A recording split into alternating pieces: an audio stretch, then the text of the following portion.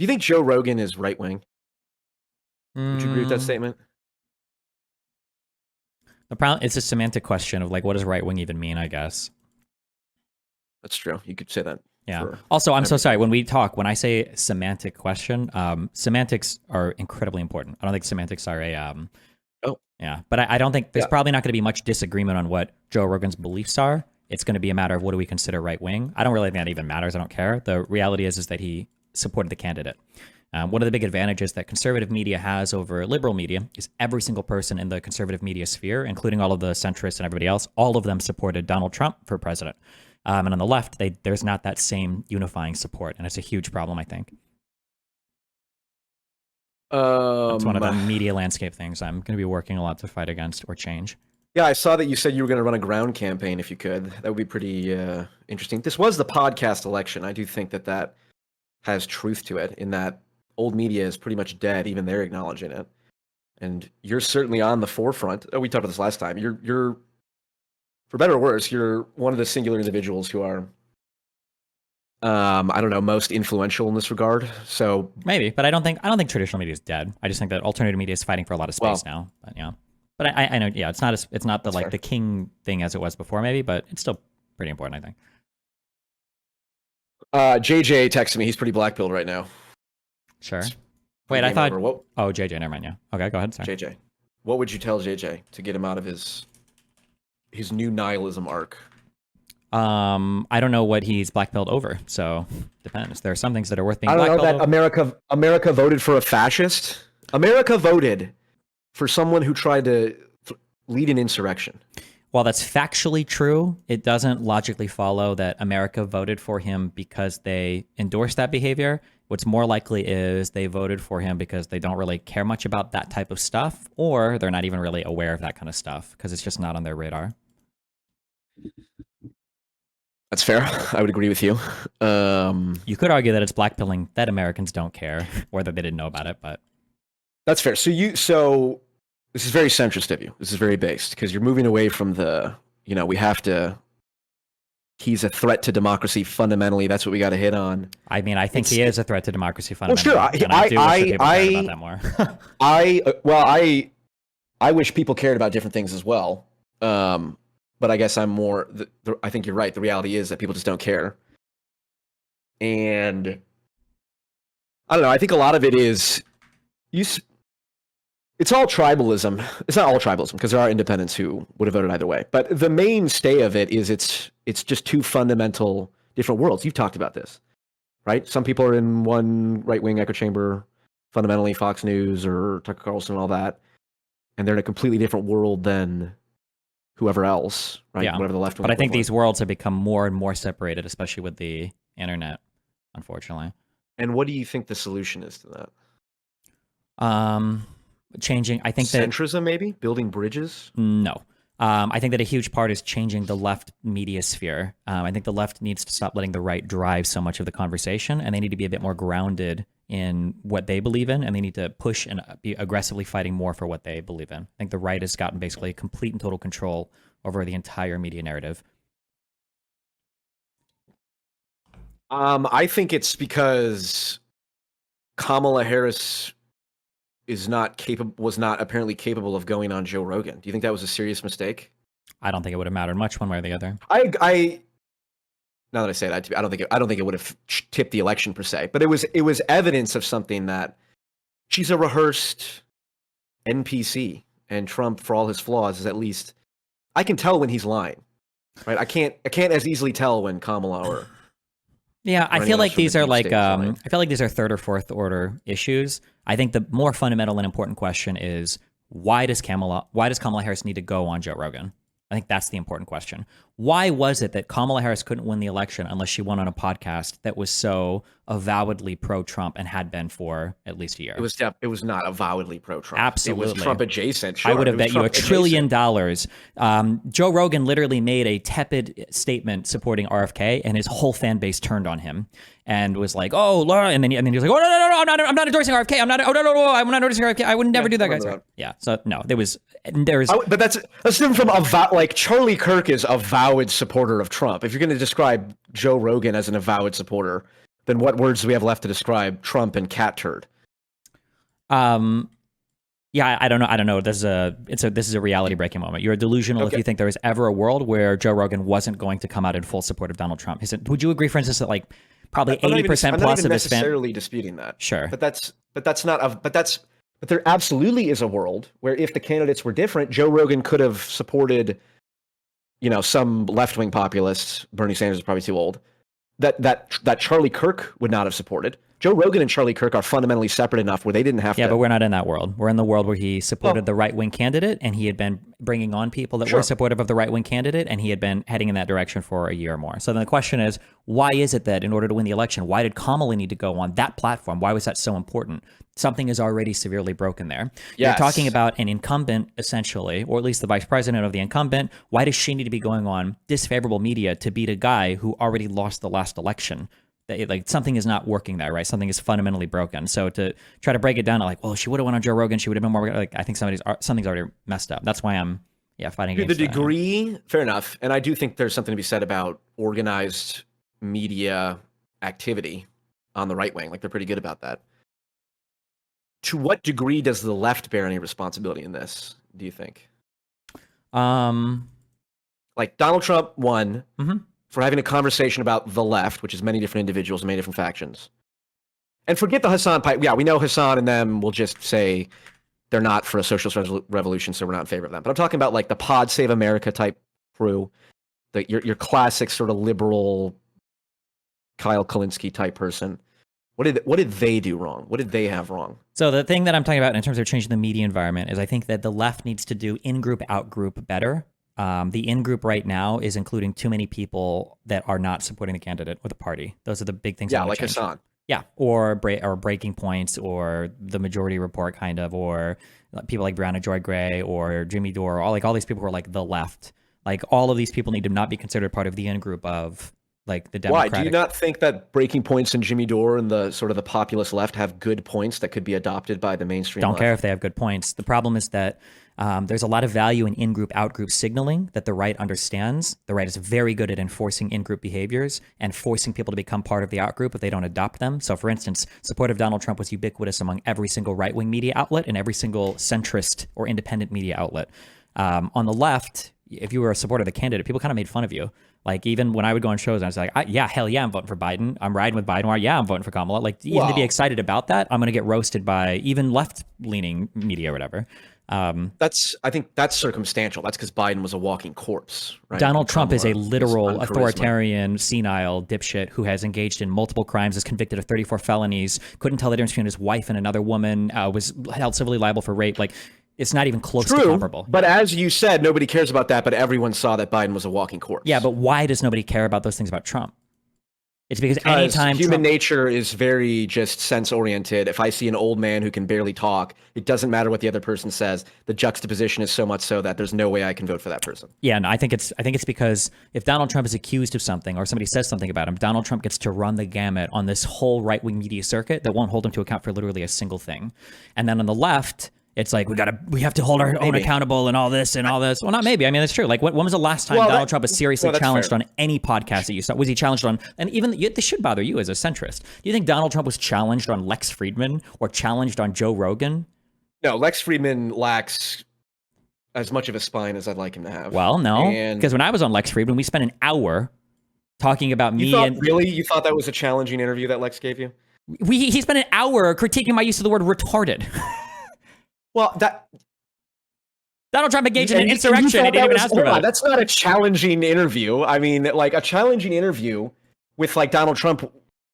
I agree that first off, Donald Trump is the most boring interviewee. He dodges every question. It's so predictable. The only interesting interview I saw with him was Theo Vaughn's, where he briefly talked about like his brother was an alcoholic. I didn't know that Donald Trump had an older brother to begin with that was an alcoholic, and it's like, oh, there's a person here. That's interesting. Everything else is just dodging and shit. And like but the only reason why he's boring to be interviewed is because nobody actually interviews him. They just want him to walk him through the talking points every time. Sure. Well, I do think there is something to be said about. I mean, I agree. There's like a bunch of things that I think Joe could have pushed him way harder. I mean, even if you're not on this camp, like I would have liked to him. Hold on, wait.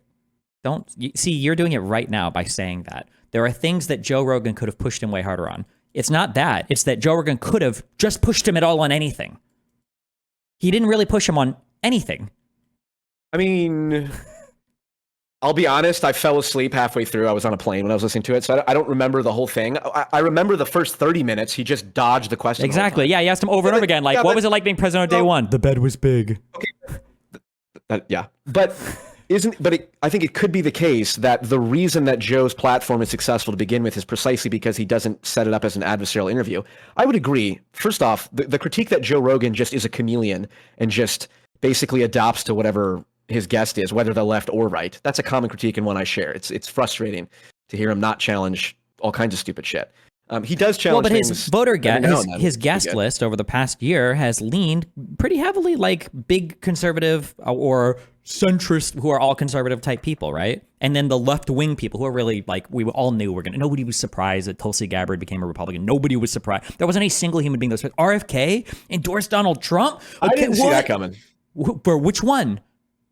For RFK, I would not have guessed prior that he was going to join the Trump campaign. Would you? Well, but I could see him. Actually, I don't know. I actually don't recall what I thought at the time. I remember being surprised. Well, like if your choice is between that or him just remaining independent, then maybe. But he was never joining. He was never joining Biden or Harris, right? Okay. Well, here's a perfect example, like RFK. Because like I think you are analyzing things at the level of like mechanics and like you're talking about the media ecosystem and stuff. All of that's relevant for sure. But there's a deeper issue, which is like the ideological, psychological dispute of just the underlying issues. So like I'll bring this up as an example. I don't really get stuck in this example, but like the whole what is it? Kamala's for they, them, Biden's for you, or Trump is for you ad or whatever. What you know talking about that ad? Yep. Yeah, like on Pod Save America, they said like that ad's moved people like 2.5 points. It was like one of the most effective ads. Yep. I saw that ad and I thought this is a ridiculously stupid ad. But in hindsight, apparently it's because I'm close to this. I'm kind of immersed in the online political realm. So it's like I'm like this won't convince anybody. But then I step back and go, geez, yeah, I guess people who've never seen this, if they hear Kamala saying something crazy about illegal immigrant sex changes or whatever, it's like, okay, that apparently has sway with people because that taps into a deeper underlying kind of psychological problem that people have. Yeah, but that is less about the right-wing media sphere. No. That's you've got it completely backwards. But I'm sympathetic to why you have it completely backwards because I used to as well. Because we think it's not about the media sphere, it's about these deeper ideas. But listen to what you just said. What are these deeper ideas being prodded by?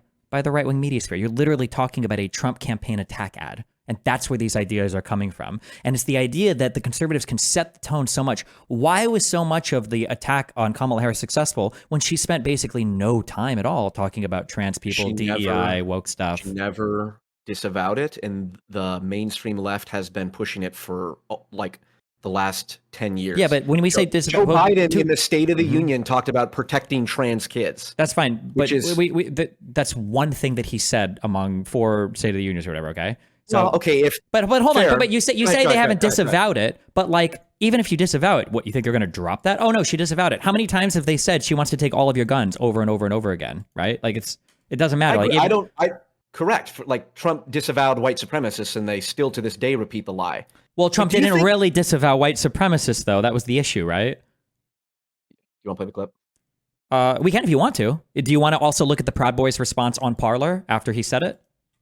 Where both of the leader people tweeted, "We hear you loud and clear," standing by, and then they went on to Signal, and then they went on Signal, and then they started plotting to do their thing on January 6th, and they were the first people that broke into the Capitol. We can go through that if you want. Yeah. Hold on. There's 2 different things. Okay. Number one, I'm talking about the Charlottesville one, which I know exactly what you're talking about, and that's exactly what I'm talking about. Yeah.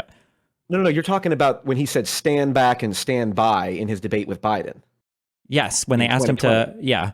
Yeah. Well, they said, "Will you condemn the Proud Boys?" And he started stumbling. He was like, stand by and stand back. Yeah. We talked about this last time. You and I. Yeah. I think that hurt him. Like, why on earth would you not just straight up disavow the white supremacists? Good question. Wait, why do you think he didn't? Because he's an incompetent fool. Okay. Or he enjoys support from those people and he wants to hold on to it. He doesn't want to say anything to alienate any part of his voter base ever, right? Well, I mean, you could say the same thing about Kamala switched her messaging on Palestine and Israel depending on what state and what demographic was there. So it's like, of course, politics is you pander to whoever. Hold on. Did she switch her message based on who she was talking to? Or are you talking about the different campaign ads that were run by the exact same PAC saying that she switched her message? I'm talking about, correct me if I'm wrong, I could be wrong on this. My understanding was Kamala Harris had two different lines of messaging. One was like very pro-Palestine in Michigan and I think Minnesota maybe, and then more pro-Israel in other states. So what you're referring to is, I think it was the PAC that Elon Musk funded. They were running ads having her taking two contrary positions, depending on if they were showing it in. It was not the Democrats running this ad that had to. No, what would her? I don't know. I could be wrong. I could be spewing misinformation. Yeah, no, that is what happened. But let's just think. What would her contrary messaging be? Problematic. Yeah, it is problematic. Yes, but it's the conservatives doing it. They're even in your mind, right? It's a conservative attack ad that you're thinking like, this is what Kamala Harris thinks. This is exactly what I'm talking about. How much of Trump do you think about that has to do with left wing stuff? Like how much of Trump's agenda or how much of your opinion of Trump is set by what the left says about him? Nothing. In fact, I bet if we were to dig into it, if I would have asked you before I just said that, you would be telling me all these things the left says about Trump. That's not true. It's not okay that they call him a Nazi. It's not okay that they call him a fascist. It's not okay, right? You'd be fighting against all of it. But then when it comes he is a proto-fascist. Okay, well, then that's great that you're unique there. But 99% of people would fight against all the characterizations. Listen, you're not talking to 99% of people. Okay, you're talking to the bottom 1%. But the broader point is it's like the reason I even brought this up was like the transgender thing. It's like my opinion is that adults should be absolutely free to pursue whatever body modification surgery they want. And I believe my understanding is the studies clearly demonstrate that if you have gender dysphoria as an adult and you do the surgeries, those have long-term positive outcomes because we have studies on adults. That is the exact opposite for children. There's zero shred of evidence whatsoever that any type of significant medical intervention, like surgeries or hormone replacement therapy, has positive long-term effects because no study is ever longer than 5 or 10 years or something like that, and a lot of the regret manifests 5-10 years later. So, in my mind, the common sense messaging is, of course, adults can do what they want, kids can't. But why wouldn't the common sense messaging in a country, especially when conservatives on the other end of this, why wouldn't the common sense messaging be the medical evidence for this is still questionable? So this is a decision that it's garbage. It's not just questionable. It's questionable, right? It's not like we know for a fact it doesn't work or help at all. It's just it's still a new area of research, right? No, and I'm only saying that this is one of the few areas where I've spent time looking at dozens of studies. I can say with confidence I've never seen a single one. Now, I'm not an expert. Hold on. Do you agree that do you agree that trans people are real? Like trans people can be trans and hormones can increase patient outcomes or whatever? I'm not trying to get you on some transphobic for adults. Okay. Why wouldn't it be true then if they started as children? For kids? Because it's like 80 or 90% desist later on. Yes. So then there's a 10 or 20% that benefit, right? So then the question is can you target them like accurately in childhood, right? No, no. The answer is you can't. We have no way of knowing, and most of these are not even. And I'm not even against it being part of like clinical trials, like monitored clinical trials where it's studied and like the outcomes are followed up with. That's not how it is right now. It's like if you go get your wisdom teeth removed, you're not part of a clinical trial. You just get the surgery and they let you go away. Sure, but I mean, like patient outcomes are still mutilation bullshit. Patient outcomes are still followed, right? When they do it. So, why wouldn't you leave this to be a choice between? Okay, all right. Wait. Why wouldn't there just be a choice between the parents, the children, and the doctor? Right. For the same reason we ban gay conversion therapy. Why shouldn't parents be allowed to send their child to a gay conversion? Because there's absolutely zero evidence whatsoever that anybody has been converted from a gay conversion therapy thing. Really? Is that true? There's no anecdotal evidence? We're not talking about anecdotal. You admitted that, hold on, are there adults that can be gay converted? No. There are trans people who are adults that can take HRT and be successful. And that those same people, if they were identified as kids, could be succccessful, right? So it's just a matter of can you identify them as children? That seems to logically follow. I don't know how the same as gay conversion therapy. I'm happy to have we can pull up the studies at some point. Okay. I would want to do more preparation for this. Sure. I've talked about this for a few years, and I've asked repeatedly. I asked Vosh's audience. I asked everyone at your chat right now. Send me one study at all that shows that surgeries on children. Why? Wait. Surgeries or hormone replacement therapy? Or hormone replacement therapy. Okay. Show me a long-term study that demonstrates that these have positive outcomes on children. And long-term meaning, this is the problem. What is the delay between smoking cigarettes and getting lung cancer? Like 20 some years, 50 years or something? I don't know. Okay, yeah. So the idea, there's a variety of different things to talk about. Let's just, the broader point that I'm making is that at minimum, the people who say if you're against puberty blockers for children or hormone replacement, you're a Nazi or you're a fucking bigot. Like if you have any resistance against that, you're a terrible person. You're against civil rights. We agree that that's too far, right? That would be gaslighting. Not saying, hold on. I'm not saying yes, I agree that those people are retarded. Okay.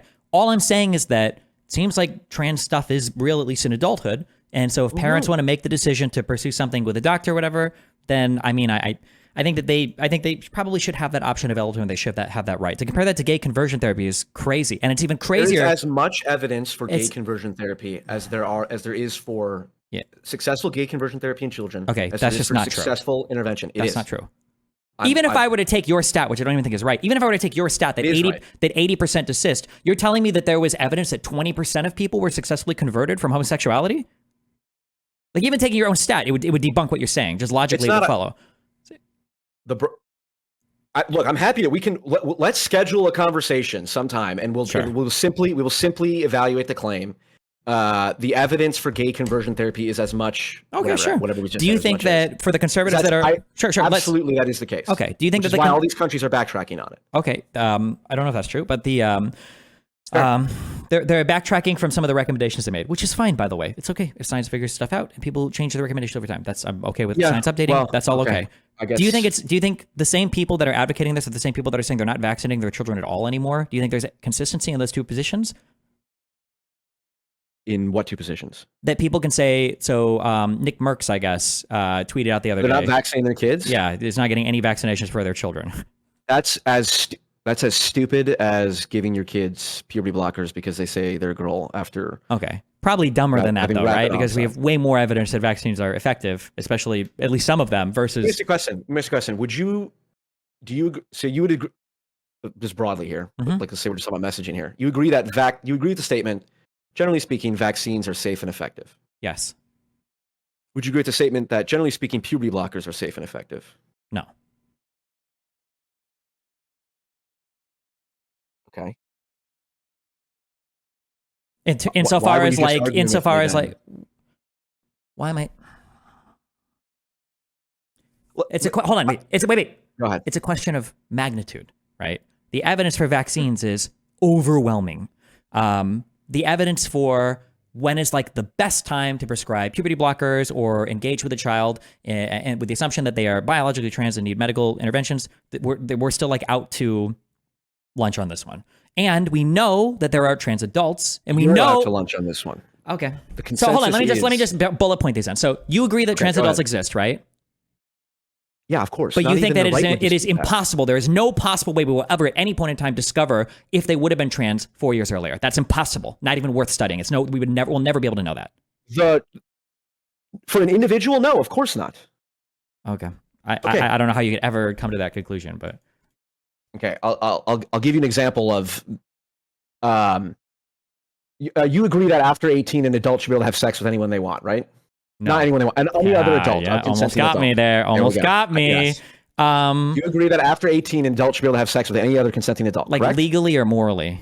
I mean, I think broadly speaking, I'm going to say yes, but I mean, it depends on what you're going to ask me here. You could trap me in a few ways, but I'm going to ask: would you deny that there are people who, when they were 13, 14, or 15, had sex with adults, and then they claim the people that had sex with adults when they were 13, 14, or 15 themselves claimed they were fine and it didn't harm them? Because I know for a fact those people exist. I've talked to them. Yeah, of course. So just because there are exceptions, like, well, this thing could happen, and it is possible that an individual could engage in sex with an adult when they're 13, and it could theoretically happen that they're not permanently scarred for life, doesn't mean the law should be anything other than it's completely fucking wrong to do it. Sure, but there are three huge issues with this. Let's start with one. So the first huge issue is that it might be impossible at the time to ever ascertain if a person has a full understanding of the long-term effects, or that it can't be mapped out of the long-term effects of doing premarital sex act with somebody else who's incentivized to take advantage of them, right? So that's number one. Okay. So the analogy or the analog, I guess, to trans stuff is that maybe a kid doesn't understand, I guess, what like hormones can do to them for the rest of their life. Infertile for the rest of their life. Yeah, but then the question is what is there to be gained outcome-wise from the 13-year-old doing hormones versus the 13-year-old that wants to have sex with an adult? If a 13-year-old wants to have sex with an adult really, really, really, really, really badly, but we say, sorry, you can't do that, it's immoral, it's illegal, or whatever. Yeah, wait till you're 18. Yeah. Nothing bad happens. Same thing for kids. But wait, nothing bad happens. Do we agree with that, right? Nothing bad happens, right? Well, to the child who doesn't get to fuck the adult, right? Nothing bad happens, right? But for the trans person, there are bad things that happen. That's the issue. There's a ticking time clock on when you can start these things, right? That's the issue. So that's a huge difference, right?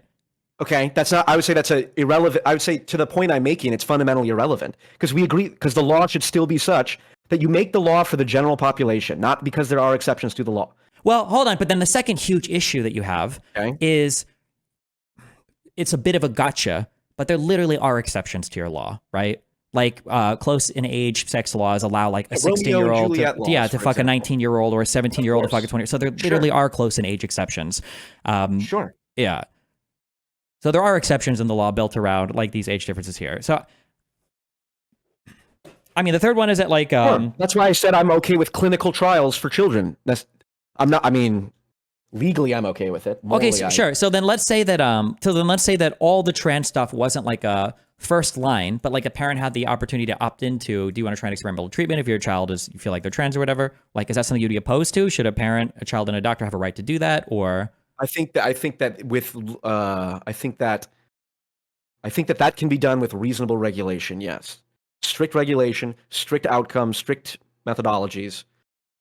Fine, potentially. I think it's completely off the rails now, but yeah, in theory, that would be I could be happy in a world. But the whole reason I brought this up, and I'll just go with the extreme example. Okay, it's like because this is how the human mind works. It's like the 13-year-olds getting their breasts cut off. That there's no exception whatsoever in a million years that I'm ever going to tolerate that for the purposes of curing gender dysphoria. SRS is that's like third trimester day, whatever abortions. But okay, fair enough. But we agree that is an extreme example, but it does happen. I'm sure it does. Yeah, and it's probably not okay. It's probably like my guess is single digits or something. It's probably very, very, very rare that this happens. Thousands of girls are getting their breasts chopped off before they're 18. The total amount of double mastectomies done on people prior to age 18, it's certainly in the thousands now. Like in the past 100 years, or in the past, I think 5 to 10 years. Somebody fact checked me on it. Double mastectomy in United States rates.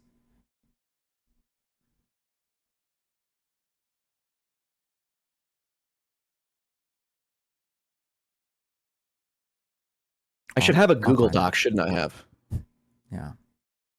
Isn't that what you do? And other people? They have a Google Doc with all their sources? Yeah, I try to, yeah. It's exactly where I thought the conversation was going to go. You're good. Regardless of what I find, though, if it is, I'm looking.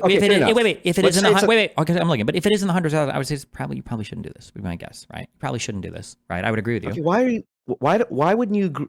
You probably shouldn't do this. Okay, that's a separate thing. The reason I'm saying you probably shouldn't do this is because I might say, like, let's say I do this. I could say, you absolutely should never do this. This is a horrible thing. And then somebody emails me and they're like, oh, well, actually, if you look at outcomes for girls that are 17 that do this, it's like 98% positive. And I'm like, oh, okay, well. Okay, what? Okay, there's like 4 different roads we can go down here. Okay. just one thing. The whole argument again about, like you said, nothing bad happens if we don't do it. It's like, because there are exceptions. It's like, why don't we apply the same logic to gay conversion therapy? Because wait, nothing bad happens if you don't do it. There are bad things if you go to gay conversion therapy. What do you mean? I know, but I'm saying there are exceptions that you can identify as, or I'm not aware of there Not in being like relation to exception. Like if it was the case, for hold instance, on. There are absolutely people that self-describe having gone to gay conversion therapy. yeah, and but say I'm it not works. talking like 0.01%. If it was the case that I don't know what the percentage is. We don't study it because it's we illegal. did study it. That's why it's illegal. It's because it didn't work. If there was if there was 10 to 20% of people that converted after gay conversion therapy, I'd say it might be worth researching more. Maybe, right? Maybe this is the positive and negative side of discussing with you, because the point I was originally making. It's my fault as well for going too deep into it. The broader point of it's tribalism. The left and the right. It's tribalism. It's like there are people who said, like if you're against a gender affirming care for children, that makes you a Nazi, fascist, terrible human being, right? Mm-hmm. Okay. That's bad. I agree with that, right? Do we agree that's bad? Right. Yes. Okay. Right. And I would say the right, many people on the right saw that, and their psychological reaction was, fuck this. Okay, sure. I'm voting for whoever's against that. That's fine. Okay. Do you agree? So we agree with that. Okay. So here's some things we agree with. Okay. This is why I'm going to make the argument that the media environment needs to change. Okay. So we agree that some people on the left, especially in the media sphere, so a lot of your Twitter, your crazy like YouTube shows, a lot of these people were crazy about some of the trans stuff, called people Nazis, fascists, LGBT haters, homophobic, transphobic, whatever, for not supporting it, and the people on the right got upset about that. Correct? We agree with that, right? Sure. Okay. What do you think is going to have a larger negative effect on society going forward? Conservatives not trusting vaccines at all, or 1,000 trans surgeries on women? Conservatives not trusting vaccines at all. Okay. Why is it that conservatives were allowed to have such strong feelings about the left's position on trans stuff, but we basically have completely given up or abandoned in the mainstream conversations about how the right is like vaccine and medical skeptic now? Is that true? I don't. Yes. That's framed. Really? Yes. The left has given up attacking people for being anti-vax? Yes. This is never spoken about in mainstream media, like to a serious Maybe in degree. the media sphere you consume. I mean, we're all in a bubble, so I don't know. Which media sphere do you consume where the anti-vaxxing of the right is like a... I don't know. My hunch is that, like, if Candace Owens tomorrow says, I'm cutting out anyone in my life who vaccinates their kids, I suspect there would be people on the left who would take that clip and say, look how crazy the right is. Candace Owens literally says we didn't go to the moon anymore. So I don't know about cutting people out who've been vaccinated, but they are absolutely like anti-vaxxers. It's just like it's almost like of course, yes. It's terrible. We're going to have measles come back and yeah, but like this isn't part of the conversation. This is so much not a part of the conversation that RFK is the cabinet appointment nomination or whatever. I'm happy about that. Okay, that's great, right? So like that's an issue, because my guess is that if Biden or Kamala had tried to appoint somebody who was pro-trans minor surgery, that would be all you'd be talking about. But RFK, who is like a pharma skeptic, vaccine skeptic individual, you're like, oh, that's okay. About a year ago, I debated Vaught. We didn't debate about this topic, but it came up in the debate I had with him, and that I haven't followed it for some time because. And again, maybe I should genuinely have a Google Doc ready to go, because it might be important if my job is to convince others, although I'm not so sure that's my job. It's to tell you what I actually believe. I'm confident right now that if I spent the next hour going through what is the current state of countries rolling back, saying this was a problem, the fundamental studies that said gender affirming care for children was good, ended up being flawed, withdrawn, all this different stuff, I'm relatively confident that I'd be able to provide that evidence fairly easily. But I don't have it at hand, so the onus is on me. Hold on. Wait. I need to stake out the exact claims. Okay. Okay. What you just said is true, and I've never disagreed with it. Okay. The support for children undergoing things like HRT or even SRS was greater a few years ago than it has been recently. And the guidelines for treating children with diagnosed gender dysphoria have rolled back across most of the Western world. That is fundamentally, though, a different claim than what you were making, which is we'll never be able to know if adults could be trans or whatever, right? That was the claim that I was defending, is that it's probably worth researching more. And if parents want to pursue it as an option, that might be the case. But there has been a relaxation or rolling back of some of the previous guidelines for children identified with gender dysphoria. That is true. I've never disagreed with that. Fair enough. The underlying point that I'm just broadly making is, even though it's a very small number of children, and even if it is thousands, it's still, yes, I agree, absolute terms, very small number of children getting utterly mutilated, okay? The number of unarmed black men being killed by police in a given year is less than like 30. And that set off the entire country during Black Lives Matter in a mass psychosis.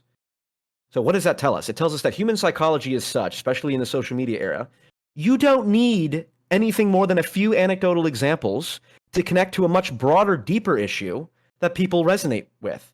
Like, it is the case that in school, like I know public teachers in Chicago public school teachers who were taught that sex is a social construct, not gender. The line used to be gender and sex are separate. But no, the new line is sex is a social construct. That's why we say sex assigned at birth rather than sex observed at birth.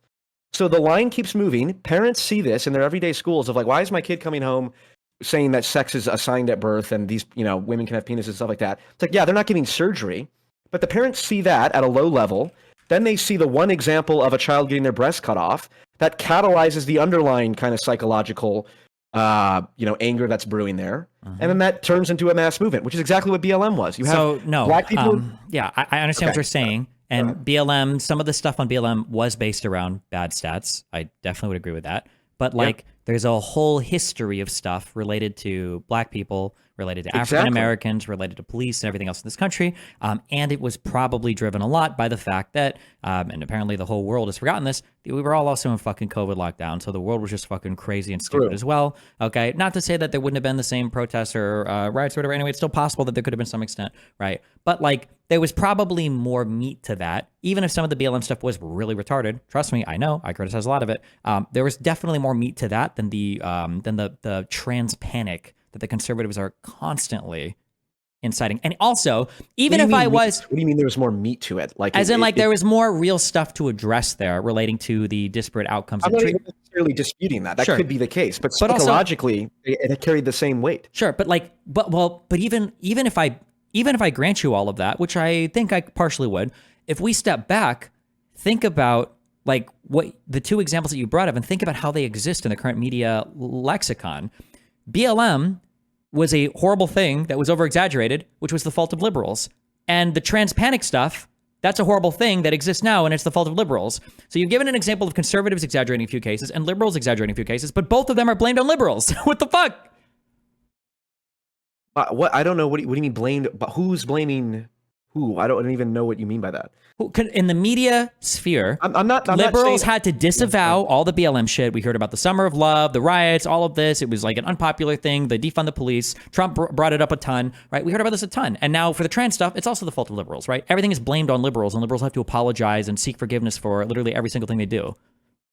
Has the left been disavowing the trans shit? I just saw a clip of that one guy in CNN who said boys shouldn't play with girls, and the guy's like, I can't believe you're calling them boys. I don't think the left figures have been disavowing it yet, but you said it yourself. The institutions are walking back on some of the recommendations. They're following the science. I believe it was the NCAA. Didn't they change their guidelines on who could participate in women's sports? You've seen different medical institutions across different countries, even Scandinavian ones. So that's changing slowly. Yes. Yeah, but as a result, in part at least, by conservative pressures, so that's an example of that working and being good. I don't know if that's as a result of conservative pressure or that's a result of just more research being posted and people changing their ideas on things. I can't prove this, but I would say it's very logical to believe that the insane pressure in media campaigns from conservative media demonstrating the insane shit with double mastectomies, for example, as the extreme example, caused a lot of these walkbacks to occur.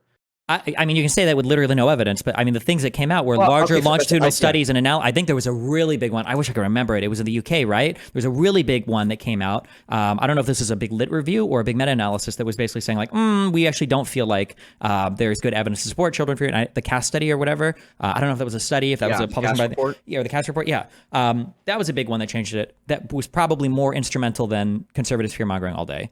Can you think? It's certainly both, of course. Well, can you think of a single large-scale, incorrect piece of fake news that the conservatives have built themselves around over the past decade that they have walked back or changed at all? I don't know, not off the top of my head. Anything about vaccines? No. Anything about COVID? No. Probably not. Conservatives account for 80 million people, and there's different factions within conservatism. No, there's not. So. All of them hardcore support the main party lines. Sorry, hold on. Do you want me to? I can name some. Wait, I can name some, and I could ask you if you can think of a single conservative. Can you think of a single conservative that enthusiastically speaks positive about mRNA vaccines? One, conservative or centrist. And I'm going to run through 10 different things, and we'll see if we can find one. Yeah. No, I'll preemptively say no to all. Okay, there you go. Okay. But my inability to provide you evidence offhand doesn't prove anything other than I could be ignorant, which you and I both know that's certainly true. But but this is a different thing I do want to get into. Okay. The broader point, actually, if anything, I'll say that you're probably abnormal in that you consume more media than the average American. My whole point for the start of this conversation was what needs to change is the media environment. And I feel like your answers here are literally reinforcing all of that. The problems that you think you have, the issues that you think you care about, these are just things that have been presented in front of you. And these are the things that are occupying your mind. It's because of what you've been shown and what other people have told you to care about. It's not that you actually care about these more than other things. Because you even said the vaccine issue is a bigger issue than the trans stuff. But like if I were to go through your Twitter, if I were to look at your prior conversations, if I were to do any of this, my guess is you probably talked about the trans stuff more than the vaccine stuff. And there's a whole bunch of issues like this. Actually, I mean, you could, someone in your audience can look me up on Twitter. I'd be curious. I don't even know what I tweet at. I've in the last year in particular, I've kind of moved away from the trans stuff because, like I said, in my mind, the CAST report, you gave an example, the writing on the wall. Fair enough. The reason I brought that up was to get to that underlying issue of, in my mind, the way that people work psychologically is whether or not trans stuff or trans kids, unarmed black men being shot by police, or vaccines, like whether or not any of that I don't know, from an objective point of view, is more significant than others, or is more significant in its effect than other things, is irrelevant to the psychological effect that it has. Now, I would say, you're right, the media landscape on top of that is, that Joshua Citarella, I think, told you in the podcast, like technology and politics are the same thing, right? Technology's collapsed into politics. And I think that is an act, like social media and the collective unconscious are there's a much larger overlap than there used to be. Yeah, sure. Yeah, so I do agree, and so maybe I'm drawing a poor distinction between saying it's media on top and stuff on the bottom. I guess like here's an example, and I need to do a better job of not. I'm not trying to debate so much anymore. I'm just trying to genuinely tell you what I think and get your buy-in. And fair enough. And if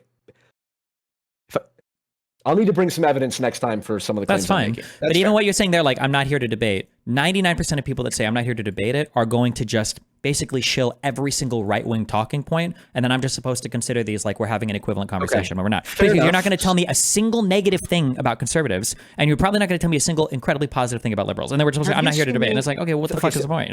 Like, that's the most wrong thing you've said today. Okay. Because I argue, like, for example, Andrew Wilson. If I was talking to Andrew Wilson right now, it'd be the exact opposite thing. I'd be making fun of the fact that, well, it turns out a lot of women voted for Trump. Maybe we shouldn't repeal the 19th. The Bible is your literal text and whatever, blah, blah, blah. It's like, it'd be an entirely different conversation. You happen to be more left-wing than me. So I obviously appear more right-wing compared to you, but that's solely a function of there's only two of us talking. So, and my question, I was going to ask this is like, because I think you said something like Lex Friedman is hard right. You said he was hard right. I don't know if I said he's hard right. I would have to go look at the context. I don't live in quotes. I'm sure that if you look at the conversation I was having, what I'm probably saying is that he is fully 100% supportive of the right candidate, which every single centrist and right-wing media outlet is. Well, I guess if you vote for a candidate, then that makes that you're tech on paper. Nope, that's not what I'm saying. I'll say it again. I'm saying that they were 100% hard supporting the candidate. Okay, you verbatim said Lex Friedman is hard right. So I'm fair enough. I'm not sticking you to that. But what you're saying now about like what I just said. What if you want, we can. If you want, we can find the quote. If you want, we can find the quote where this came from. You can tell me where you think you read this from. But like, what I'm saying, do you think I'm saying like Lex Friedman is a fiscally conservative, I don't even know what the right wing position, like Catholic Christian, like morally up, like what am I saying when we're listening to the? I don't have it on hand. Okay, but if you had to guess, what do you think I'm saying? Wait, but what do you guess I'm saying? You know what I'm saying, right? Everyone here knows what I'm saying. Everybody knows what I'm saying. I'm not saying that like, oh yeah, like he would have been. Okay. Because I get like electorally, if someone votes for Trump, it doesn't matter if they're a fanatic voter or a last minute independent, they're functionally the same. So in practical terms, yeah, like that's fair. But like, you definitely have called Lex Friedman. Fair enough. I don't have the evidence on hand. Mm-hmm. That's fair. But the broader point is, and I forget what you said earlier that made me think of it, but like, you seem to be making a mistake by lumping all people who would have voted for Trump, going back to the very beginning that we talked about, under the title of conservative or right wing. Like Joe Rogan and Charlie Kirk voted for the same guy, but with slightly different circumstances, and maybe, I don't know, slightly, whatever, with some different circumstances, Rogan could have voted for Bernie, right? Like if we go back 4 years or whatever, if Bernie was slightly younger, if you had a... We're not talking about the last election, though, but sure. Sure, but I'm using this as a thought experiment to illustrate the underlying point I'm making. Yeah, I know, but I'm going to go back and I'm going to tie this to my media example, because what you're going to tell me is you have people with a whole wide different set of beliefs who, just because they support Donald Trump, you're calling them right wing, and that's not fair. And then what I'm going to say is, go ahead. Well, it's not that it's not fair. It seems to be you seem to be making a unnecessary mistake because you're lumping them all together and then ignoring important distinctions that could be exploited. Yep. To facilitate a... No, that's not true. I understand what you're saying, but this is the difference, right? The problem is that when people are talking to the left, they will endlessly obfuscate and differentiate all of these right-supporting people. Oh, no, they're different. They believe this, they believe that, they believe...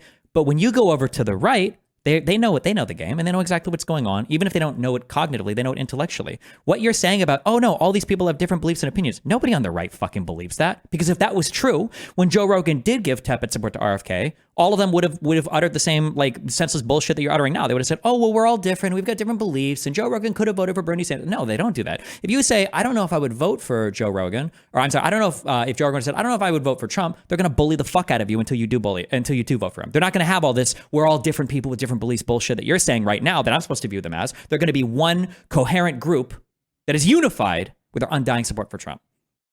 Would you say Glenn Loury falls under that description? Fuck. I spoke with him, I think, a couple months ago. Like 2.5 hours, and it was the most civil conversation ever. I was like, what the fuck? Yeah, I know. You call conservatives yeah, but dumbasses it's the all the issue. time. Yeah, I have my Bridges show that I'm trying to figure out how I want to go forward with it. But the I don't know. I would have to view more of his content. I'm not sure. But did he support Trump? Did he? I looked it up. I looked up actually. I don't think he never publicly stated who he voted for, but there's like videos of him just defending Trump left and right. You know, sort of in a devil's advocate way, but he's a black conservative. He literally said, on my gravestone, it'll say black conservative, something like that. But hold on, just real quick. You you agree that while on the left, you want to say, well, all these people have different reasons. On the right, you agree that they religiously enforce devotion to the candidate, right? On the right, they religiously enforce devotion to the candidate. Yes. I don't know. I mean, that obviously that happened. What was the Kyle Rittenhouse one? Yep. Where they bullied him and culted him in one night. Yeah. That, okay, 100%. That's real. Okay. But then the question is, what percent of conservatives as such, which is like 90 million or 100 million people, can be described as that level of culty? It doesn't matter. I'm just talking about the media apparatus. You agree? So you agree that it happens on the right? Wait, just real quick. We agree that it happens on the right, right? Of course. Okay. Yeah, you agree there's nothing like that on the left, right? No, certainly Trump's cult of personality was completely unique to the right compared to... That's the thing that I want to change, right? Yeah. Because now when we're talking about doing interviews, again, but to reiterate what I said before, Trump can run a whole media gamut on all these like shows, not to be held accountable for anything, get glazed on everything, be able to launch attacks on other candidates. And now when Kamala has to do it, it's like, okay, well, fuck. I can't go to the far left because they fucking hate me because of the not being woke enough or not talking about trans issues enough or whatever, Palestine genocide. I can't, if I go to the right wing sphere, fuck me, it's going to be way harder than what Trump had. So I have like this small, narrow band of like center left people who are also going to be rough on me because they're so concerned about being called like Trump derangement syndrome people and being too biased. So like, you're fucked. The media environment is fucked. I see what you're saying, and I do think that the what I said about technology collapsing into politics, which was what Joshua Citarella said. That justifies your like looking at it from a media lens more than I originally thought. So that's fair. But I guess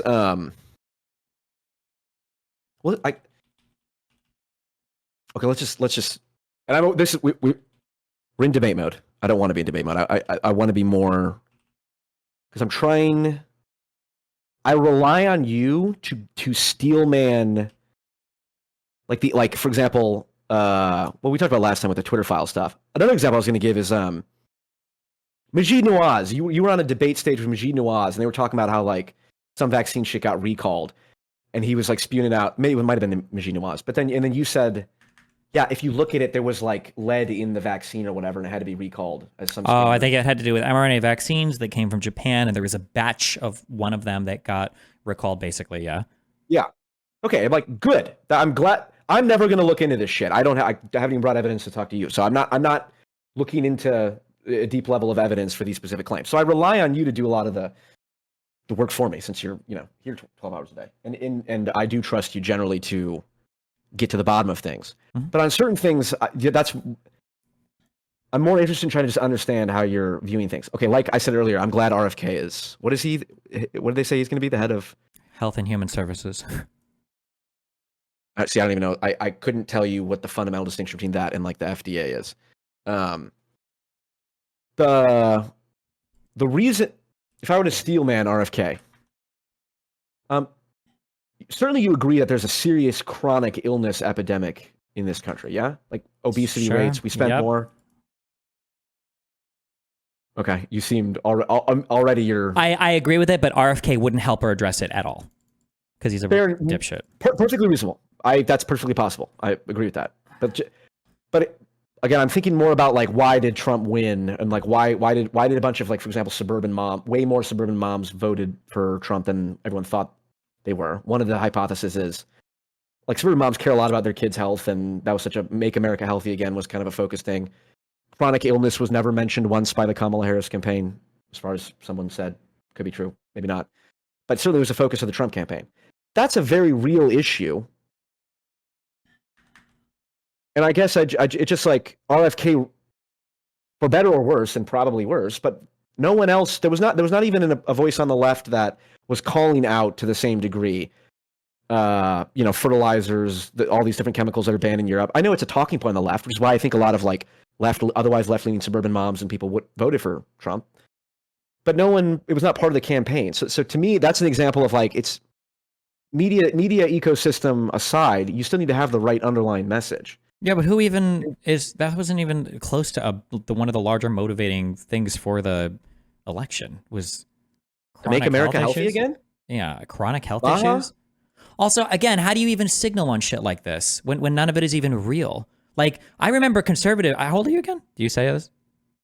You want to guess? 31. I'll be 28 in 2 weeks. Okay.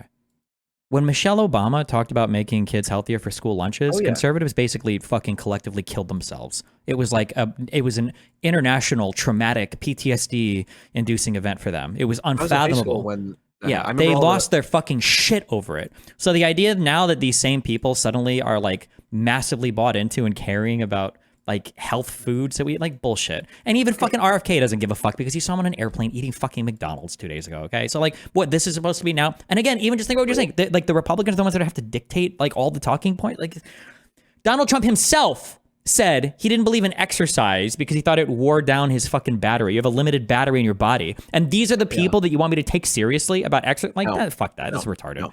No, I don't think I'm Americans not cared about asking this you. talking point. I don't think they gave a fuck about this at all. Some might point to it, but I don't believe it. And I don't think Kamala messaging or that's signaling on fair. this, I don't think mean, it would have done anything at all for her. I think it would have been. Okay, that's fair. Like, if I'm being honest, I think you are vastly underestimating the degree. You've heard MAHA, right? Make America Healthy Again. I certainly but saw it that might have been everywhere. a thing, but maybe I missed it. But okay, see now I'm even more suspicious that you are as much in a bubble as certainly other people, because I'm actually MAHA was a whole. Okay, well I won't harp on it, but like this is like Joe Rogan has people on all the time, certainly crazies like well, I don't know, is Russell Brand against vaccinating his kids? Probably. Like, you can obviously go too far on stuff, but like, Callie Means and Casey Means, for example, like one is a Stanford surgeon and the other worked for like Pfizer or something like that. It's like they were on Tucker Carlson with like 6 million views. They were on Bill Maher the other day. It's like that was a whole major part of it. And I guess are you open to the fact that you might be like pretty wrong on this to the degree that which influenced the election? No. I don't think so. All I do is I look at exit polls and stuff. I mean, Sure. I didn't see health or anything. I thought it was like what? That's very JJ McCullough of you. JJ just gets he only looks at polls and stuff. He never. That's fair. I'm probably more schizo than you. You're probably more autist than I am. Where schizo is like, I'm trying to see the like what's happening in 5-10 years, like psychologically, with very little, like concrete evidence. It's all vibes based. And you're more you're probably more focused on I mean, I try to account for both. I know that the RFK Make America Healthy Again, I heard that a few times. I just don't know how like big of a part of the campaign. I think things like immigration and the economy and inflation, like stuff like this, were driving the American conversation more. But I could be wrong. Maybe I'm in different parts. But and I'm not even saying that it was bigger than the economy, but I do think it was a bigger part. But I have no evidence. It's all vibes based. That's fair. Okay. I love Vivek Ramaswamy. I've listened to him a bunch. I've never heard him say anything that was incredibly stupid. Okay. Should I have a different opinion than I do? I think you said what, this was a while back. Again, I don't have evidence. Mm-hmm. But you said something like, the litmus test for determining whether or not someone is a fucking moron is whether they like Vivek Ramaswamy. And I was like, was it Vivek or was it RFK? It might have been Vivek too. Vivek to me just seemed like he was just an empty populist. He comes up and he says things that sound good, but there's like no empirical backing. There's no like historical backing. It just says things that sounds good, and that's it. Well, fuck. That's sort of how I evaluate what you do. Is like you sound good on a lot of things, and then I say, well, he's probably right on things. I mean, I guess like. What do you think? Like, give me what's a solid policy proposal from Vivek Ramaswamy? Yeah, so I listened to him on Andrew Schultz, one of the leading new media figures of the modern era. He wants to get rid of the Department of Education. Yeah, that's fucking. So he's an idiot. Okay. Okay, so why is that a bad policy?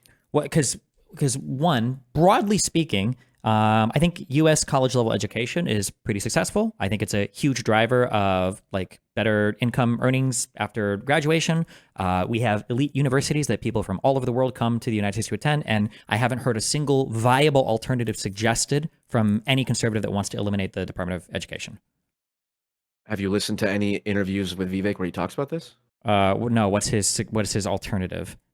Well, again, I'd point out like, don't call people so fucking stupid until you've listened to their whole point. Because I listen to it and it sounds good to me, but I genuinely don't know enough to be like, I'd like to have Destiny listen to this and tell me what's fucking wrong. I don't have time to listen to every single insane fucking random person that has I just don't have the time to do it. Fair enough. Yeah. What was his suggested alternative or whatever? He says you can the Department of Education's original purpose was to stop schools in the South from siphoning money away from black school districts and putting it in white school districts. That was the original purpose of the Department of Education.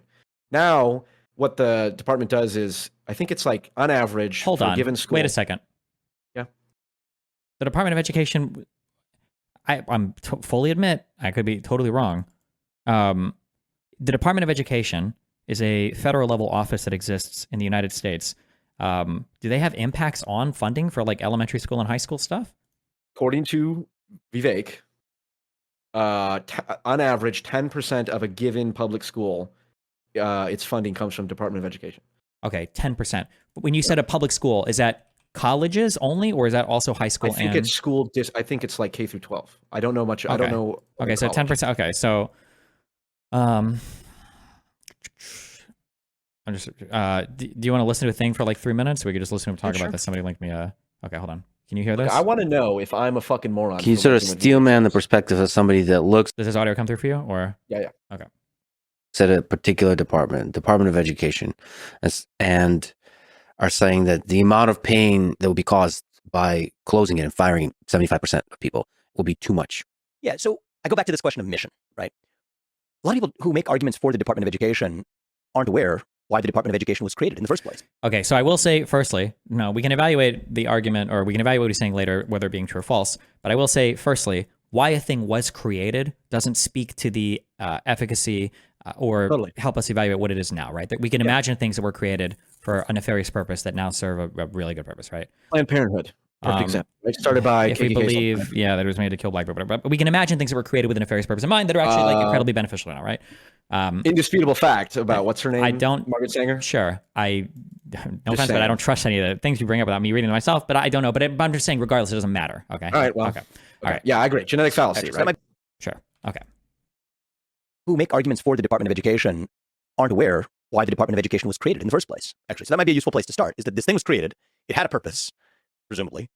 What was that purpose? Might be at least a relevant question to ask before we decide what are we doing with it or not. What was the purpose of this thing that we created? It's not it to me seems like a highly relevant question, yet in this discussion. So it's not relevant. So the fact that he's saying this means that I already know where we're going, and I already know the counterargument that I would give, but we'll see if he gets there. So the fact that he's saying this is so important, and he wants to get rid of it, means he's probably going to have a historical origination for it that is going to sound in modern day morally abhorrent. But my question would be, okay, well, it was founded for this purpose that you're saying is bad. Does it still do that thing that we agreed today is bad? If it does, then maybe I would agree. If it doesn't, then why are you even bringing this up? And is it even a good argument? But we'll see where he goes. That would be where my mind is going to immediately. But we'll see what he says, okay? About government reform. It's interesting how eager people are to skip over that question and just to talk about, okay, but we got the status quo and it's just going to be disruptive, versus asking the question of, okay, this institution was created. It had an original purpose. Is that purpose still relevant? Is this organization at all fulfilling that purpose today? To me, those are some relevant questions to ask. So let's talk about that for the Department of Education. Its purpose was relevant at that time, which was to make sure that localities and particularly states were not siphoning dollars, taxpayer dollars, away from predominantly black school districts to predominantly white ones. And that was not a theoretical concern at the time. It was happening, or there was at least some evidence that was happening in certain states in the South. And so you may say you don't like the federal solution, you may say you like the federal solution, but like it or not, that was the original purpose of the U.S. Department of Education, to make sure that from a federal perspective, states were not systematically disadvantaging black school districts over predominantly white ones. However noble and relevant that purpose may have been 6 decades ago, it's not a relevant purpose today. There's no evidence today of states intentionally mapping out which are the black versus white school districts and siphoning money in one direction versus another. To the contrary, one of the things we've learned is that the school districts in the inner city, many of which are predominantly black, actually spend more money per student than other school districts for a worse result as measured. Okay, sorry. I don't know if critiquing the history is necessary or not. It's probably not. Probably is not. It's probably not. It seems like the Department of Education was created in 1867. It's not even worth. It's not working out. But okay. But we'll keep listening. Okay. We'll look for the argument. Okay. Evidence today of states intentionally mapping out which are the black versus white school districts and siphoning money in one direction versus another. To the contrary, one of the things we've learned is that the school districts in the inner city, many of which are predominantly black, actually spend more money per student than other school districts for a worse result as measured by test scores and other performance on a per student basis, suggesting that there are other factors than the dollar expenditures per school determining student success, and actually suggesting that even the overfunding of some of those already poorly run schools rewards them for their actual bureaucratic failures. Okay, that's just an unbelievable logical fallacy.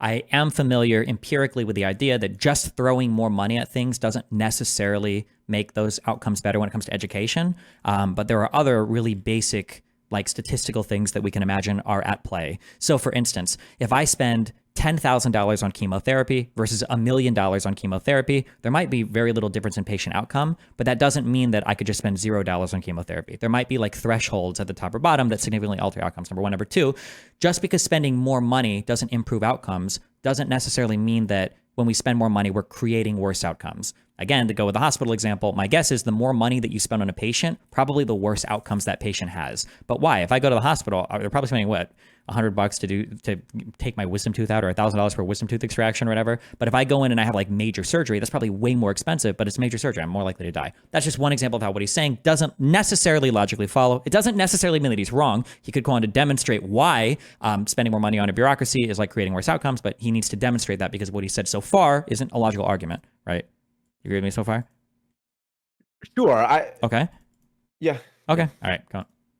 So against that backdrop, the Department of Education has instead extrapolated that original purpose of what was a racial equality purpose to instead implement a different vision of racial equity through the ideologies that they demand in the content of the curriculum that these public schools actually teach. So Department of Education funding. So the federal government cannot dictate curriculums to school. So he might just be referring to colleges here. I'm not sure, but there is no federal national I think curriculum. he gives an example of what he's talking about. All right, we'll hear it. I have listened to this clip. Sure. Okay. So federal funding accounts for about, I'm giving you round numbers here, but around 10% of the funding of most public schools across the country. But that comes with strings attached. So in today's Department of Education, this didn't happen back in 1970, but it's happening today. Ironically, it's funny how these things change with the bureaucracies that fail. They blow smoke to cover up for their own failures. Well, things could also just change because new problems arise in front of us and you have to confront and deal with, like the idea that the bureaucracies expand or the bureaucracies are dealing with different issues today than they did in the past. This obviously, yes, we have different issues today in the past, but whatever. All right. What happens with today's Department of Education? They effectively say you don't get that funding unless you adopt certain goals deemed at achieving racial or gender equity goals. And in fact, they also intervene in the curriculum where there's evidence of schools in the Midwest or in the Great Plains that have been denied funding because Department of Education funding, so long as they have certain subjects like archery. There was one instance of a school that had archery in its curriculum. I find that to be pretty interesting, actually. I think that... Is he talking about like Title IX stuff? I wish he... Okay, do I want to look at the specific example? We don't... Sorry, go ahead. I mean... Well, because like... We don't have hold to. on. Well, there wanna... are... Because this is another issue that I have. I hate this guy so much. Thank you for reminding me why I hate this fucking guy so much. Things that he's saying are so broad that there are worlds where what he's saying could be so horrible, like, wow, this is a big problem, or things where what he's saying are like, well, this is actually good. I like this. So for instance, what he's saying right now, that like the federal government forces you to have certain equality things or whatever, and otherwise they'll pull your funding. Well, that could be a world where they're like, you have to teach critical race theory to first graders and tell them that they can be trans if they want to, right? And I'd be like, okay, well, this is really bad.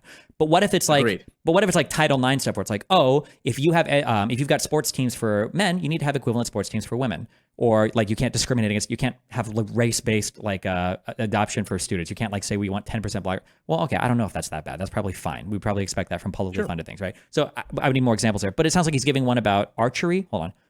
Archery. There was one instance of a school that had archery in its curriculum. I find that to be pretty interesting, actually. I think you have different kinds of physical education. This is one that combines mental focus with physical aptitude. But hey, maybe I'm biased. Doesn't matter whether you like archery or not. I don't think it's the federal government's job to withhold funding from a school because they include something in their curriculum that the federal government deems inappropriate. Okay, I have to look this one up. So federal government withhold funding archery school.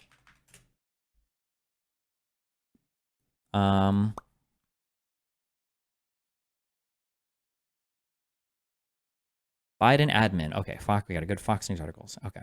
Biden admin withholding key funding for schools with hunting and archery programs. That's leveling a direct attack on hunters' ability to pass down hunting to the newest generation. Okay, sorry. Biden administration is blocking key federal funding earmarked under the Elementary and Secondary Education Act of 1965 for schools with hunting and archery programs. Okay. According to federal guidance circulated among hunting education groups and shared with Fox News Digital, the Department of Education determined that under the Bipartisan Safer Communities Act, BSC-A passed last year, school hunting and archery classes are precluded from receiving federal funding. The interpretation could impact millions of American children enrolled in such programs. Okay, so two huge problems right here. So one is, it sounds like this is going to be statutory interpretation from the federal government from a law passed by Congress. So this is a law passed by Congress, Bipartisan Safer Communities Act.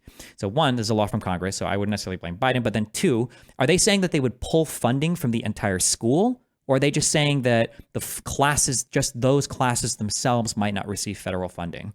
Because that's a significantly different thing, right? Would you agree with that?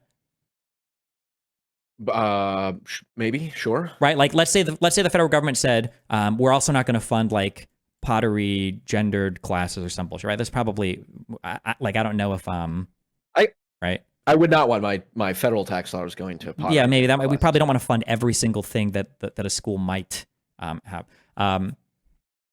However, okay, so it's a negative for children. As a former educator of 30 plus years, I was always trying to find a way to engage students. You got every fish and wildlife trying to do this. According to organization, some of these schools have canceled. Okay, some of these schools have already canceled plans to include archery or hunting education courses in the curriculum due to the Education Department guidance. In June 2022, the SCA was passed with large majorities in the House and Senate. Meaning Democrats and Republicans, the push passed the bill, which broadly seeks to promote safer, more inclusive, and positive school environments. When the education came after mass shootings, the legislation includes an amendment listing prohibited uses of federal school funding. That amendment prohibits the ESEA funds from helping provide any person. Okay. So part of this legislation, that amendment prohibits the ESEA funds from helping provide any person with a dangerous weapon or to provide training in the use of a dangerous weapon. So it sounds like this was a law that was passed by Congress that includes this provision. The federal government's job is to interpret that law and then enforce it appropriately. So I see that. However, it looks like Congress also passed another law later on that amended this, Protecting Hunting Heritage and Education Act, HR 5110. And it seems like this is a thing that they introduced and they passed literally just to amend this particular thing, right? So summary, this use authorizes the use of federal elementary and secondary education funds to purchase or use dangerous weapons for purposes of providing students with educational instruction or educational enrichment activities such as archery, hunting, other shooting sports, even shooting sports or culinary arts. Okay, cool. Okay, so elite. Okay, so let's back up. I did archery in gym for what it's worth in high school. Okay, so let's back up now with this and let's listen to what Vivek says again. Hold on. Planes that have been denied funding because Department of Education funding, so long as they have killed their own failures. What happens with today's Department of Education? They effectively say you don't get that funding unless you adopt certain goals deemed at achieving racial or gender equity goals. And in fact, they also intervene in the curriculum where there's evidence of schools in the Midwest or in the Great Plains that have been denied funding because Department of Education funding, so long as they have certain subjects like archery. There was one instance of a school that had archery in its curriculum. I find that to be pretty interesting, actually. I think that. So his presentation on here, the way that I'm hearing him present this, and unfortunately, I guess it's one of the reasons I have to read so much today. Just hearing his summary here, I would never trust this guy to tell me a single true fact in the history of all of anything he would ever talk about. I wouldn't trust anything he says. The fact that he's not mentioning that this was a recent law passed by Congress that dictated in the law that funds can't go to things that enable students to train with weapons. The fact that this wasn't just a random rule that came from from the executive, but it came after a new law was passed by Congress, and that Congress even passed another law to change it. He makes it sound like, right, the takeaway here is that, like, wow, the Department of Education is just telling kids they can't even learn archery for no reason. That's evil and horrible. This is like just totally whatever. But sorry, we'll keep going. 2.5 minutes. That I think you have different kinds of physical education. This is one that combines mental focus with physical aptitude. But hey, maybe I'm biased. Doesn't matter whether you like archery or not. I don't think it's the federal government's job to withhold funding from a school because they include something in their curriculum that the federal government deems inappropriate. So the federal government didn't deem it inappropriate. The Congress did. I don't know if he doesn't know how the three branches of government work. I don't know if he's completely and totally ignorant on every function of the government. A lot of conservatives seem to not understand how any of the branches of government work. The federal government, the executive branch, cannot make decisions on its own about laws. They can only make decisions about rules which come from laws. And this rule did come from a law that was passed by the legislature, by Congress. But maybe he doesn't know that because he's a fucking moron as possible. Locality found that to be a relevant locus of education. So what you see then is an abandonment of the original purpose that's long past. You don't have this problem that the Department of Education was originally formed to solve of siphoning money from black school districts to white school districts and laundering that effectively in public funds. That doesn't exist anymore. So they find new purposes instead, creating a lot more damage along the way. So you asked me to steel man it, and can I say something constructive rather than just, pounding down on the other side? One way to think about this is, for a lot of these agencies, were many of them formed with a positive intention at the outset? Yes. Where that positive intention existed, I'm still a skeptic of creating bureaucracies, but if you're going to create one, at least make it, what should we call it? A task force. Make it a task force. A task force versus an agency means after it's done, you celebrate, you've done your work, pat yourself on the back, and then move on, rather than creating a standing bureaucracy, which actually finds things to do after it has already solved or addressed the first reason it was born in the first place. And I think we don't have enough of that in our culture. I mean, even if you have a company that's generated tons of cash flow and it solved a problem, let's say it's a biopharmaceutical company that developed a cure to some disease, and the only thing people knew at that company was how to develop a cure to that disease, and they generated a boatload of cash from doing it. At a certain point, you could just give it to your shareholders and close up shop. And that's actually a beautiful thing to do. You don't see that happen enough in the American consciousness and the American culture of when you create what I'm sorry, and I could just learn it. What large pharmaceutical company was founded with the purpose of inventing a single drug and then closing shop? But an institution has achieved its purpose. Almost done. Celebrate it and then move on. And I think that culture in our government would result in a vastly restrained scope of government rather than today. It's a one-way ratchet. Once you cause it to come into existence, you cause new things to come into existence, but the old one that came into existence continues to persist and exist as well. And that's where you get this metastasis over the last century. Okay, that's what a ridiculously stupid. Okay, so that's him. All right. So what? Maybe later on he suggests it. You know that like all federal loans, like student loans and federal aid and all that for college, all of that comes from the federal government. Did he suggest like a replacement to any of that, or? He's you talking about For that, Department of like what was it? Education Yeah, what is he replacing it with? If he do wants the to get rid underwriting of it? or the management, all those student loans and stuff? Yep. I know. He said you can remove a lot of the funding for the federal, or excuse me, for the Department of Education. Mm-hmm. Return that back to parents or school districts, and then anything else that is important, like because the Department of Education is involved in like vocational training and stuff, put that under the Department of Labor, which seemed reasonable to me. Okay. Is there a single other country or example that he can point to where somebody does that? I don't know. Don't you think that maybe that would be important? Well, I don't know. Prior to you even pulling up that clip, I asked you, are you even open-minded that you could be wrong on this? Yeah, of course I am. He could have You given said no. Wait, no on what? Oh, wait, maybe you said, was it maybe the Maha thing? I thought I asked, maybe I didn't, I don't know. I think you asked me like, oh no, you asked me if I could be wrong about the Maha thing, and I said, no because I just look at like the exit polling stuff. I mean, like there is a world where you could show me that like let's say that we look at like of all the people who voted on the economy, 92% of people who said that they think the economy is most important thought it was important because of chronic disease or something like that. Or, I mean, there are worlds you convince me, but like it wouldn't just be like these are my vibes and that's why I think it's better than I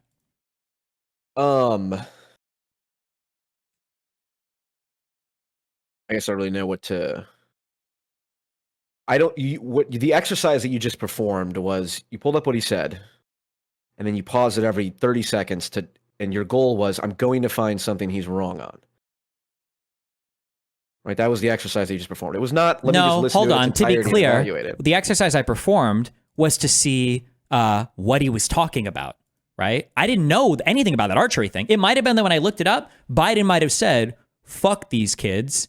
We're not going to do archery anywhere because I hate archery. Okay. Even I wouldn't have said that Biden would have done that. Sure. But I mean, I didn't even know what he was referring to. It could have been the case that I started looking all this stuff up and it's like, oh shit, that is pretty dumb. I don't know why the Department of Education would do this. I think that's stupid, right? That is possible. Well, like you said, the Department of Education was interpreting a law and doing the, what do you call it? The execution of it. That's the executive branch, right? Yeah. Yeah. And his point was there's evidence that schools were denied funding because they had archery in their curriculum. Correct. Which seems to be true. Yeah, but he's making it sound like it was because of the Department of Education having these horrible equity, whatever bullshit rules, but it was really the will of the legislature. Congress passed a law for this. That's significantly different. But what was the law? The law was that you can't train with deadly weapons. Right, but and this is a vibes-based thing, I guess. It's like letter of the law versus spirit of the law. It's like, I think it's reasonable to interpret that, when I went to high school and I shot archery bows in gym, that does not fall under that is clearly not what the law was intending. You don't think archery? You don't think a bow and arrow can be it's literally letter of the law, a deadly weapon. You can say that spirit of the law. A knife in a kitchen could. Knife in a kitchen. You can say that spirit of the law might be different, but how did they rectify it? Congress passed a different law to change it, right? Right, because it was denying funding when it shouldn't have. Well, or when they didn't want it to, right? Yeah. So they changed it. Yeah. But that's fine, right? But that's like, hold on. Here. Hold on. No, wait. No, hold on. Hundreds of schools. No. Okay. The alternative is, do you think the people at the evil Department of Education were like, we're going to fuck these archery schools over? Do you think that was the thought? They were like, we're just going to fuck these people. Probably not. Okay. They need it. They're a bureaucracy. They need to justify their own existence. No. They don't need to justify it. Congress already did. It was a law given to them by Congress that the Department of Education was then tasked with enforcing. And part of the law said, no training on deadly weapons, which is why Congress passed a different law. Like, oh, hold on, let's change this, right? Yeah, because the Department of Education screwed up in its subjective interpretation of the law, which is fair enough. It's arguably, I would say, structurally, I'm more correct than you are there, because if they felt like that Congress had fucked up in their that the executive had messed up in their interpretation of the law, then somebody could have challenged it in court. They could have taken it to court and said, hold on, why is the Department of Education banning this? We disagree with this statutory interpretation. And ever since Chevron was overturned, the Supreme Court would have the final say in what that statute interpretation would actually look like. But instead, the Congress said, oh shit, let's just like pass a law amending this. We actually probably should be able to train with some deadly weapons. Maybe we fucked up in our wording of the law, right? Sure. Now, you know what? The funny thing is, and now this gets really deep into law, but the funny thing is in a pre-conservative Supreme Court world, it might actually be that the federal government would have said, you know what? We can probably have kids doing archery, because with the Chevron doctrine, all the federal government would have to have said is that this is a permissible reading of the statute. This rule could probably work. But post Chevron being overturned, okay, when Kavanaugh was writing his opinion on why they overturned it, part of the big thing that the Supreme Court said was actually there's only one correct interpretation of every single statute passed by Congress. You can't say this is permissible anymore. There's one right interpretation. So it could have been that the conservative court is what drove the Department of Education to go, okay, well, hold on. There's literally, the Supreme Court's going to say there's one way to interpret this, so fuck it. Like, it says no deadly weapons, then fuck it, no deadly weapons, right? Sorry, but that's like a whole legal... Sure. I guess my takeaway from this is, at minimum, am I supposed to come away thinking Vivek's a liar or incompetent from that? Because he didn't mention that this was a law passed by Congress. He didn't mention that it was remedied by the Congress, and he's making it sound like the Department of Education is doing some horrible, evil thing vindictively. That's the feeling. They want to push equity, and they want to take away archery. That's what he's saying. Inefficiency is not the opposite, but inefficiency is completely different from vindictiveness. And the whole point, and I think he says this pretty often, this is just generally true, it's like, you can do bad things due to incompetence, not vindictiveness. I don't think the point that he was making in that story was the Department of Education is a bunch of evil, rural people who hate archery. It was like, here's an example of inefficiency caused by, as a result of regulation. Are you good there? No, I dropped something. Now it's going to drive me crazy. Keep going, I'm listening. I wouldn't agree that was like, because he could just say that. You could, and also because also as a business person, which ostensibly, right, isn't he supposed to be or would have been a business person?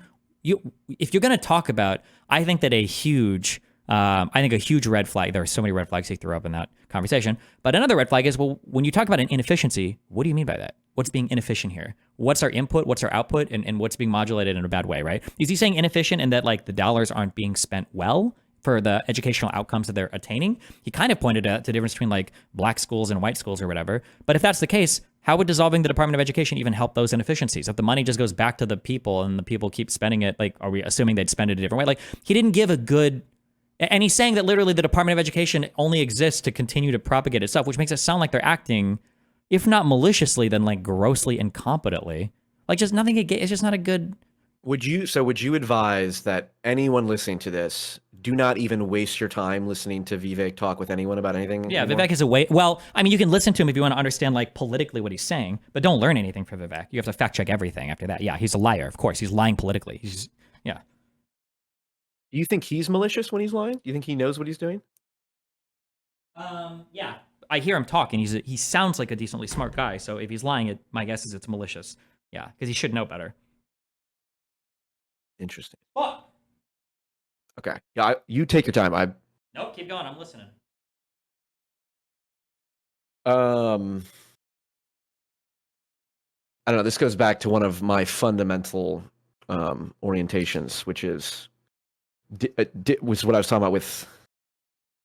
What did you drop? Don't worry about it. Fundamental orientations when I was talking to who?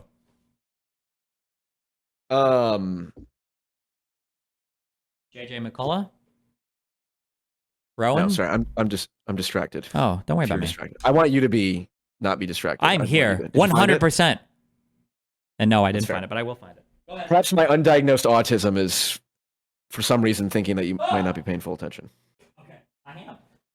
As he gets up off the ground. I got it. I found it. Thank God. There we go. Go ahead.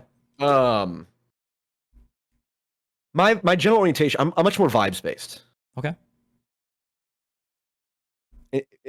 I'm being facetious. I guess I put a lot more stock in intuition than maybe you do, or maybe not. But I guess, I don't know how to, other than genuine, I'm just trying to understand what your perspective is. I don't know how to reconcile when we just have like a fundamental different intuition. Because you said like Vivek is maliciously lying in that. I'm fair enough. I mean, there's psychopaths. Like, people can fucking be completely different than what they really are. But like, I generally feel like I have a good intuition of whether or not people are lying, unless they're genuine psychopaths, and I've been wrong before. But like, to say that like you said, oh, he's obviously just like maliciously lying. It's like, really? Because that's not at all the intuition I get. Well, my issue don't is know how how to could he have reconcile known that. so much about this particular thing without knowing the actual facts around it? How did he not know that? How did he not know that this wasn't actually a fault of the Department of Education? This was a fault of congressional legislation. How does he not mention that a single time?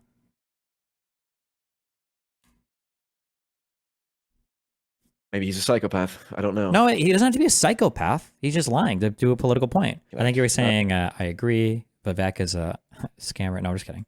I think that if he's suggesting something be. as radical as abolishing the entire Department of Education, that's a Yes. really big claim. I would expect him to have like some big ideas or big plans behind it. And Well, I think he does, but you just haven't listened to him yet. He had a whole hour, like for example, he had a whole hour and a half back and forth with Ezra Klein on the New York Times. okay. And I listened, I was like, I disagree with Ezra Klein, but clearly there's a reasonable ideological disagreement at play here. And to simply say Vivek is a complete moron and imbecile and should not be listened to, it's like that is not satisfying to me. But Okay. you know, I don't for the understand reasons how that is you it laid if you out- have limited time in the day, you'll listen to people that just tell blatant lies? Is it do you just have nobody better to listen to, or you don't desire to do any of the research on your own, or because you only have so much of the time a day? Why would you even waste your time? Do you agree that I just demonstrated that he was at the very least, if he didn't lie, he was just factually horrendous at his recounting of the example that he gave, right? I would disagree with that. What part would you disagree with? I believe the exact statement he said is that there's evidence that schools in the Midwest were denied funding because the Department of Education was tying it to curriculum stuff. Sure. So, well, And your point is, yes, but Congress passed a law that enabled the Department of Education to do that. let's listen again. Hold on. Wait, oh no. Wait, can you hear that? I can hear you. I can't hear anything playing.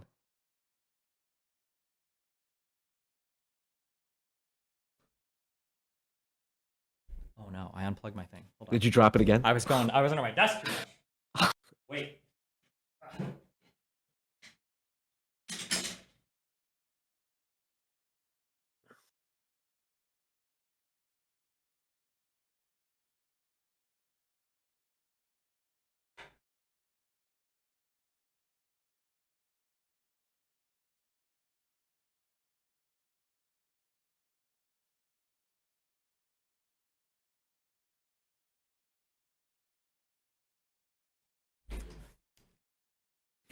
Wait.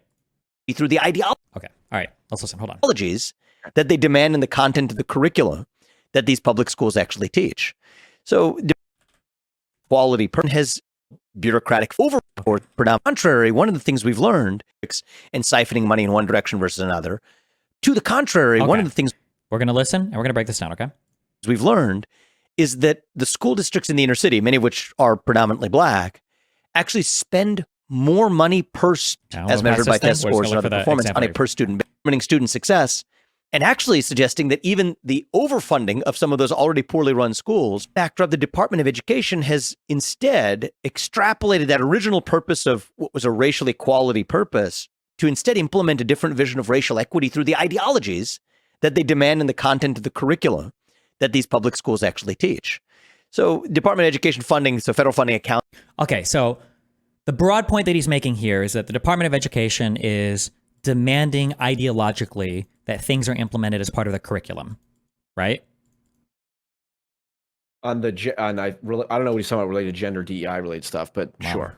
Okay, but that's so broadly. Okay, so his claim is the Department of Education is doing a bad thing. We're assuming it's bad even, but he's doing a thing where he's saying that the Department of Education is forcing ideology onto these schools. Okay, right? Sure. That's a different claim from the archery one. Well, we'll see. But he says that, and then this is the example that he's going to go on to give, okay? Department of Education funding, so federal funding accounts for about, I'm giving you round numbers here, but around 10% of the funding of most public schools across the country. But that comes with strings attached. So in today's Department of Education, this didn't happen back in 1970, but it's happening today. Ironically, it's funny how these things change with the bureaucracies that fail. They blow smoke to cover up for their own failures. So his claim here is that back in the day, what I'm about to tell you didn't happen. But now, to cover up from their own failures, they're going to create new problems. Do you agree that's a fair interpretation? Or do you want to re-listen and give me a different one? Sure. Okay. Yes. All right. what happens with today's Department of Education. So what does today's Department of Education do that's so different than what they used to do when they were nobler? Now, what do? They effectively say you don't get that funding unless you adopt certain goals deemed at achieving racial or gender equity goals. So firstly, just as a funny thing, so even he's actually already contradicted himself where he's saying you don't get funding unless you adopt certain gender or whatever equity goals, even though he said, I don't know if this is true, but he said the whole reason why the Department of Education was founded was to actually prevent money from being stolen from schools that have certain racial composition. So exactly what he's saying right now could have even been applied to the founding of the Department of Education. So he's already contradicted himself internally, but okay. Well, the gender, race, like the DEI. What did he say explicitly? Gender, race, and what? Or Well, he's saying racial goals? we can listen. Hold on. Department of Education. He said They effectively say you don't get that funding unless you adopt certain goals deemed at achieving racial or gender equity goals. so. He's saying it sounds like this is a new thing. Yeah, racial gender equity is that's the modern instantiation of. Sure, maybe, but I mean, according to him, stopping white money from going to vice versa. Black schools. maybe it depends on the examples that he gives. But I mean, I'm sure the people back when it That's was how I interpret it. that's fine. But I'm sure that the people back in the day, if they didn't want their money going to black schools, they probably would have seen that as an extreme like diversity, equity bullshit thing, right? Okay, so Yeah. okay, True. Yep. And in fact, they also intervene in the curriculum where there's evidence of schools in the Midwest or in the Great Plains that have been denied funding because Department of Education funding, so long as they have certain subjects like archery. So what he's saying right now is there's evidence that schools have been denied funding. So first of all, this is actually a lie, right? There was no evidence that any funding was denied. There was concern that a statutory interpretation could lead to these programs being defunded in the future and that schools were looking to cut them from their curriculum. So nothing had actually even been defunded yet. So do you agree that the first thing he says is actually just a lie? I would say that's a complete difference without a distinction. Whether or not schools were denied money that was supposed to go to schools did not go to schools because of the Department of Education's. Yeah, but that hasn't happened yet. That statute. That hasn't happened yet, though, right? Because this hasn't even been implemented yet. What hasn't been implemented? Like if I go back and I look at that Fox News article, hold on.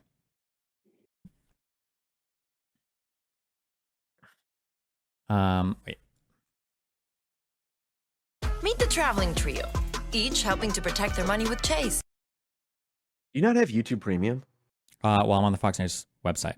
Oh, okay. Okay, I thought you were watching. So it sounds like the Biden administration is blocking key federal funding earmarked under the Elementary and Secondary Education Act of 1965 for schools with hunting and archery programs, right? So it sounds like this is funding that's earmarked for education next year. That this isn't like they haven't already started. I thought, what was the law that you said that was supposed to stop people being trained with dangerous weapons? It was this additional Elementary and Secondary Education Act. Right. So schools did not get funding if that funding could have. I think that was what the Department of Education- interpretation. That was what the interpretation would have been, but I don't believe any funding had been withheld yet. That's why. So it says here, some of these schools have already canceled plans to include archery or hunting education courses in their curriculum due to the Education Department guidance. So this hadn't happened yet, right? But this was for guidance that was, I think, for next year or whatever. Okay. Right. Yes. In my mind, that's a difference without a distinction. It's like schools that were going to have archery part of their curriculum had to take it out because of the federal government, their statutes. Because if they kept it in, they would have been denied. But yes, that was the guidance given by the Education Department. Yeah, but they'd passed an amendment that had gotten rid of that, so that didn't come to pass, right? How long after? How long after that amendment was passed? Was there any schools that were denied funding or that did not get funding because they had archery in there, or did they need to take out archery from their curriculum for? This is my point. We're getting so into the detail here. And when you hold on, wait, this is relevant. I just want you, I just want you to know that when you say that, that is the most triggering thing to me, because what it tells me is that you don't, that you want to have your vibes are not just based on your feelings or things, but you actually have no attachment to reality whatsoever. This is not into the weeds. What I'm talking about, this is the only thing that matters. Nothing that you're saying matters, or your feelings. The only thing that matters is what is actually factually happening. And the fact that you don't even care, that should speak volume. That should be something. No, it's not that I don't care. Okay. It's that I do care about the fact, and I'm actually interested that we're doing this. What you just asked me about, they weren't denied funding. They voluntarily withheld funding because they would have been denied funding if they kept that in their curriculum. Correct. That to me is at that level of detail. Now we're talking, that's an irrelevant distinction. it is relevant whether or not a school was withheld funding or not from having archery in their curriculum, which is the point that Vivek was talking about. And then you get into, but if you look at how the law is applied, it wasn't that they were denied it technically, it was that they voluntarily withdrew it because it would have been denied. It's that for the next school, yeah. But But the difference is that no funding was withheld, so schools weren't being defunded. And two, Congress passed an amendment to make it so this wasn't even an issue. So none of this was ever. That second part is. It's pretty important. But so we can go back and listen again. Reading the curriculum where there's evidence of schools in the Midwest or in the Great Plains that have been denied funding because Department of Education funding, so long as they have certain subjects like archery. There was one instance of a school that had archery in its curriculum. I find that to be pretty interesting. Actually. So there wasn't one instance. There were hundreds, I think, of schools that were thinking of cutting this. So he's not even doing a good job at steelmanning his side. But I think you have different kinds of physical education. This is one that combines mental focus with physical. Notice how he doesn't even give the reason why. You notice that too. Also, keep in mind. I'm sorry, Jesus. See, I'm getting sucked into the conservative mind games. I'm trying to argue with you. I'm not trying to play mind games. No, I know that you're not. But my take is that you're already captured by it, right? And I'm captured by it to some extent because right now I'm trying to show you why I don't think he's not even giving an honest representation of his side. But really, what I should be expecting, if he was an honest actor, if he wasn't a subhuman, degenerate politician, fuck piece of shit, what he would actually be doing is he would be saying the Department of Education blocked this thing because there was a rule passed that weapons should be banned in schools. He doesn't even give the reason why. Remember, the only precursor that we've got to this section is that they're doing it because they're ideologically captured and they just want DEI and all this stuff, and they're attacking, I guess, physical education because they want to control the curriculum. That's the only lead up we've gotten to this. He's not even saying why they banned this thing, right? You have no idea. It just sounds like the DA is being an evil, sprawling bureaucracy that's doing evil, horrible bureaucratic things. Do you agree that their interpretation of that law was a bad interpretation? Because otherwise, why would unless you think Congress making that second law was a bad thing? Well, no. Just to be clear, fucked up. Congress making the second law supports the idea that the interpretation was correct, and that's why they needed to pass a second law to rectify it, rather than going to the Supreme Court and challenging it. Now, somebody could say, well, hold on, Destiny. Well, it might be they didn't want to wait for the Supreme Court, so they wanted to pass it. That could be it too. But I mean, like, if we want to talk about whether the interpretation was right or wrong, I mean, we can try and find the text of the act that they're referring to. Hold on. Wait a second. Okay.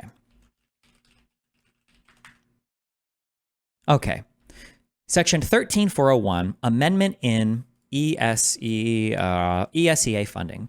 Section 8526 of the Elementary and Secondary Education Act of 1965 is amended. 1 in paragraph 5 by striking or after the semicolon, in paragraph 6 by striking the period at the end of that. Okay, and 7. And then they have here a subsection 7, I guess, where they're adding something. For the provision to any person, I'm guessing provisions to fund education, for the provision to any person of a dangerous weapon as defined in Section 930, subsection G2 of Title 18, the United States Code, or training in the use of a dangerous weapon. So that seems like to be what they added. So is a bow and arrow, is that a dangerous weapon? Is a knife in a kitchen? It could be, yeah. I would. In fact, hold on. Isn't interpretation of law, isn't that vibes based fundamentally? It used to be, but it is no longer after the Supreme Court. So we used to have something called the Chevron doctrine, which means that as long as the executive can say this is a permissible reading of the law, then even if the Supreme Court would have interpreted it differently, the executive is allowed to stand. But after Chevron, the Supreme Court has said, well, actually, there is only one correct interpretation of the law, and that is what the Supreme Court will provide for, right? Yeah, but it's still the Supreme Court's vibes that are determining it. Well, sure, but I'm just saying that, like, the Supreme Court says that there is objectively one single definition. Yeah, but if that was objectively the case, then how could it have been? It was a different. Wasn't it a different court that would have said there was objectively not? And then now that there's only one court at the very top. That's the Supreme Court. Yeah, but I'm saying if it was different judges, they would have came to a different conclusion potentially. They could have, but it's one Supreme Court. It's a Supreme Court decision, right?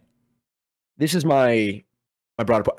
Mm-hmm. I'm not trying to trigger you with I knew as soon as I said that, I was like, this is gonna, because you're getting into and to be fair, look, I did. This is the level of detail that needs to be gotten in for important things, like not to bring this up again, but like. Oh, hold on, wait, just as a real quick thing. So on this amendment to the ESEA funding, right? So I'm seeing that they're talking about a person of a dangerous weapon as defined in section 930 G2 of Title 18 U.S. Code. So that's referring to the U.S. Criminal Code. So when I looked up for the U.S. Criminal Code, we've got Title 18, U.S. Code 930, section 930. We go down to, they said, subsection G2. So as used in this section 2, the term dangerous weapon means a weapon, device, instrument, material, or substance, animate or inanimate, that is used for or is readily capable of causing death or serious bodily injury, except that such term does not include a pocket knife with a blade of less than 2.5 inches in length. So it seems like archery, a culinary knife or a buzzsaw, like in wood shop. I don't know if a buzzsaw is used for killing things, like causing death or serious bodily injury, right? You seen Texas Chainsaw Massacre? No.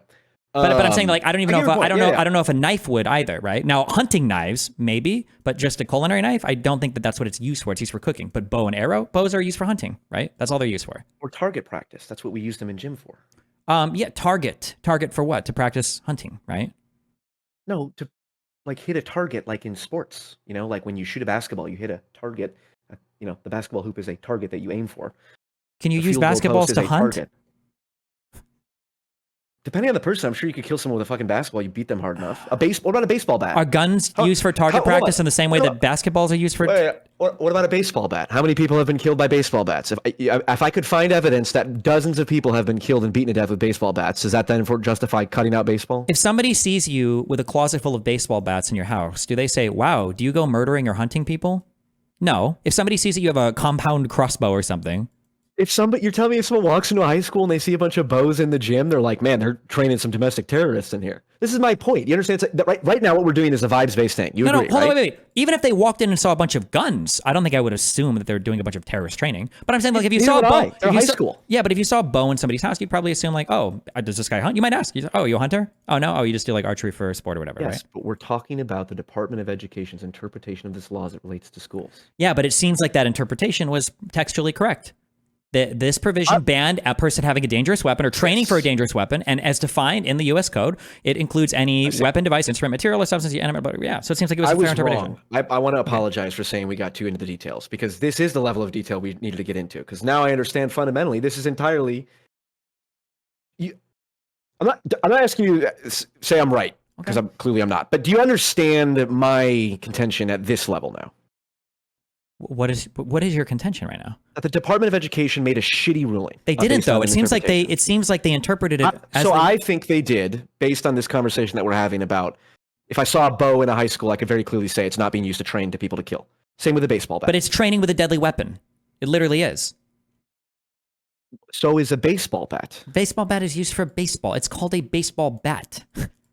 What if I demonstrated to you that people have been killed with baseball bats, which I haven't looked it up, but I guarantee if I spend an hour, if you want to take this for approach, cases. that's fine, but you're way outside the bounds of the law or any reasonable statutory interpretation of anything ever. Like, you understand that this is the type of stuff that's like a good Reddit argument, but if you were in front of a judge and, they found I agree with you. No, but your Reddit arguments don't work in the real world. Nobody thinks this way in an actual court of law or when it comes to actually arguing policy. Nobody goes like, well, couldn't actually a cell phone be a deadly weapon if you didn't Israel blow up pager? Like, nobody thinks this way. Baseball bats and mitts to catch things are not used to shove drugs. Like, nobody thinks of it that way. But archery bows are clearly used as an instrument of hunting. It's plainly obvious to anybody that looks at it. It's plainly obvious. And if you disagree there, you're wrong. You're out of touch. You've never been to any hunting area before. Nobody would assume to the same level. Or would you agree that if somebody saw a baseball bat in your home and a bow and arrow in your home, that they would make the exact same assumption about what those two things are used for? In a school. I told you, I literally shot bows in high school. In the Chicago suburbs. I've never been hunting in my life. So that if bows are in a gymnasium in a high school, clearly they're used for shooting targets, which is in and of itself just an act. Like kicking a field goal. I agree, through 2 posts is kicking a field goal through 2 posts is not training you how to kill people. Even playing baseball is not training you how to kill people. Okay, I get what you're saying. Okay, to be clear, also, when they passed that amended law, the last paragraph, they passed in an amendment to it, and they said, Current law prohibits the use of these funds to provide any person with a dangerous weapon or training in the use of a dangerous weapon. The Act specifies that this prohibition shall not apply to the use of these funds for permissible program activities that provide students with educational instruction or educational enrichment activities, such as archery, hunting, other shooting sports, or culinary arts. So it sounds like even knives had been banned as part of that law. Right. And so this is my argument in hindsight would be, given that Congress passed that second exception, because correct me if you disagree with this chain of events, that's original statute was passed, the Department of Education overreached. Overreached? According to the fact that the law was passed to specifically dial that back and say you can have funding in your schools if you have. Just to be clear, if we just go structurally by the way the government operates, then no, it seems like they interpreted it precisely correctly, which is why Congress gave them a new statute to amend the last one. They interpreted it precisely correctly. How are you determining? Isn't whether or not they interpret it correctly a function of the outcome it produced in the world? No, it's a function of whether or not it agreed with the written language of the law passed by Congress. And it seems to be the case, if we were to make any assumption, we would assume that the law was interpreted correctly. That's why Congress gave them a new law. That's okay. And to me, it's the exact opposite. It was clearly they were like, oh fuck, we didn't mean for this law to ban archery in schools. Let's add a new law so that they don't do that anymore. Yes, but what you just said, we didn't mean for this to do it. They might have fucked up on how they'd written the law. Yeah. So now they pass a new one to rectify it. But imagine the world that you're suggesting, right? Yep. Because it's funny, because conservatives will do this. I'm not saying you're conservative, but you might be saying like, well, clearly the Congress didn't intend that. And these were arguments that were used, by the way, in the Chevron case, where you're saying, well, hold on. The Department of Education should just know what they mean, right? They should just know what they mean when they talk about deadly weapons. Obviously, they don't mean hunting or archery, right? But is that obvious? At the very least, do you think that this is plainly obvious what it means? That it plainly, obviously wouldn't include archery? The law that said it's not supposed to be training people with deadly weapons? Yes. Yeah, I would say it's plain. You're talking in a high school gym. Go ahead. Yeah, I would say it's plainly obvious. Same with culinary arts. Like schools that teach cooking with big chef's knives that are longer than 2 inches.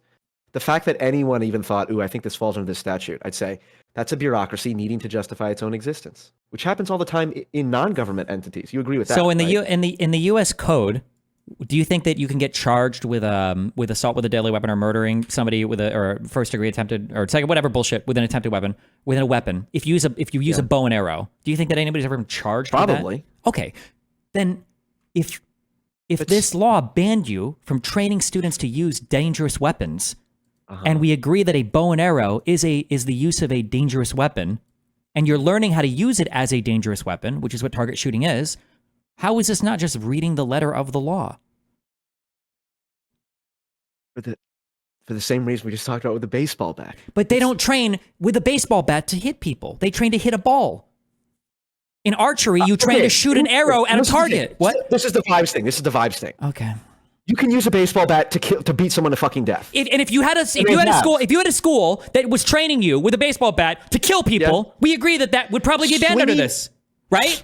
Let's say Let's say that you walked into a school and they was like, okay, today we're doing our baseball bat training. It was a bunch of people. It was like targets, and you run around like, how many people can you hit at the same time, right? Yes, that would be bad. Yeah. I just do not accept that target practice is training how to kill people. Here's a question. Go ahead. Sorry, go ahead. Like skeet shooting is not training how to kill people. Like skeet shooting is literally training how to go hunting and shooting moving targets, right? Okay, sure, but hold on. That's not training to kill people with a bow and arrow. Be like, here's a human target. Here's their jugular. This is the areas you should hit. I'm telling you, I'm just putting myself in my gym class. We had bows. We shot blue, red, and yellow. If I wanted to train with a bow to be able to kill people, I would probably do target practice, right? Isn't that what you do? And if I want, yeah, sure. Okay, so it's training to kill people. But that's not the purpose of it, obviously. Okay, that might be the case, but that's not what the law from Congress said. It just said that they were. This is okay. It just said that you were going to ban people in the training and the use of a dangerous weapon. That's what they said. It might have been reactionary. It might have been a bad law from the Congress, but then they passed another law to change it. Right, because clearly the way the law was written, it was not intending to ban bow and arrows in high schools. Possibly, yeah, that might have been the case, but the intention, is not enough. We're talking about statutory construction. What does the law say? Okay. What you intended doesn't necessarily matter. Go ahead. Let me ask you this: Do you at least accept the possibility that my interpretation of this is not entirely fucking stupid? What is your interpretation of it? That a bow and arrow in high school is not at all falls under the category of training someone with a deadly weapon. It, by definition, it is. It literally in a is. very, but this goes back to our last conversation. Like hunting, like bows were used to hunt. Like that's obviously what it is. Yeah. What do you mean? You don't think people shot at people with bow and arrows? Haven't you seen That's apocalyptic? not hunting. That's warfare. I've played Total War. Don't pretend I don't know that archery was used in warfare. Okay, so yes, literally, bows and arrows were big parts of fucking combat. Yes. Combat is not hunting. Okay, this is my point. You get okay, and I am kind of enjoying this. This is fun. Mm-hmm. Okay, but and hold on. This goes back to what we talked about last time, where you were like, like it was the example you came up with. Was like you can say something that's technically true, but is clearly implying a falsehood. Like you talked about what was the example you gave? Or you had sex with a high schooler or 14, but you leave out the part that you were 14 when it happened. It's like I'm saying something that's true on the paper to imply a lie, right? Yeah. You remember what we were talking about? That feels like what this is. Okay, here. Okay. Right? It's like clearly that law was to stop money from going to like training people to like use Yes, I guns and understand. shit Okay, hold on. and Can we? stuff. Let me just Go ahead. Let me just pull this back. Okay. Let's do it. Okay. We've had a lot of fun so far. Okay. I've had. On a very broad, vibes-based level. Okay. Mm-hmm. Now you're speaking my language. I don't even think we disagree. Okay. Oh fuck! I'm fucking around when I keep dropping it. I'm not even gonna go looking for it. Okay. That's On a very vibes-based level, I don't think we disagree. If Dad were to say, Music to my ears. Dad I were to love say, okay, Dad tells his brother, my uncle, Dad says, hey, listen, if you want to go hang out with Steven and do things or whatever, you do whatever, but like don't do any of that weird psychopathic murder shit. Honestly, if he said that and then my uncle was like, okay, we're gonna go practice with bows and arrows, I'd probably but like on a very broad vibes level, I'd be like, okay, sure, maybe. Okay. But the issue is we're not talking vibes. We're not doing a broad thing. We're talking about very explicitly and specifically the structure of the government of the United States. Okay. In the government of the United States, there is a huge, broad, deliberative body called the Congress. It's supposed to be slow, agonizing. They're supposed to deliberate. They represent the will of all the people, and they have to hammer out what should these laws look like. Once the Congress has passed a law and they've sent it over to the executive, we have one president. And the executive is supposed to say, thanks for the law, I'm reading it, and I'm enforcing it. Done.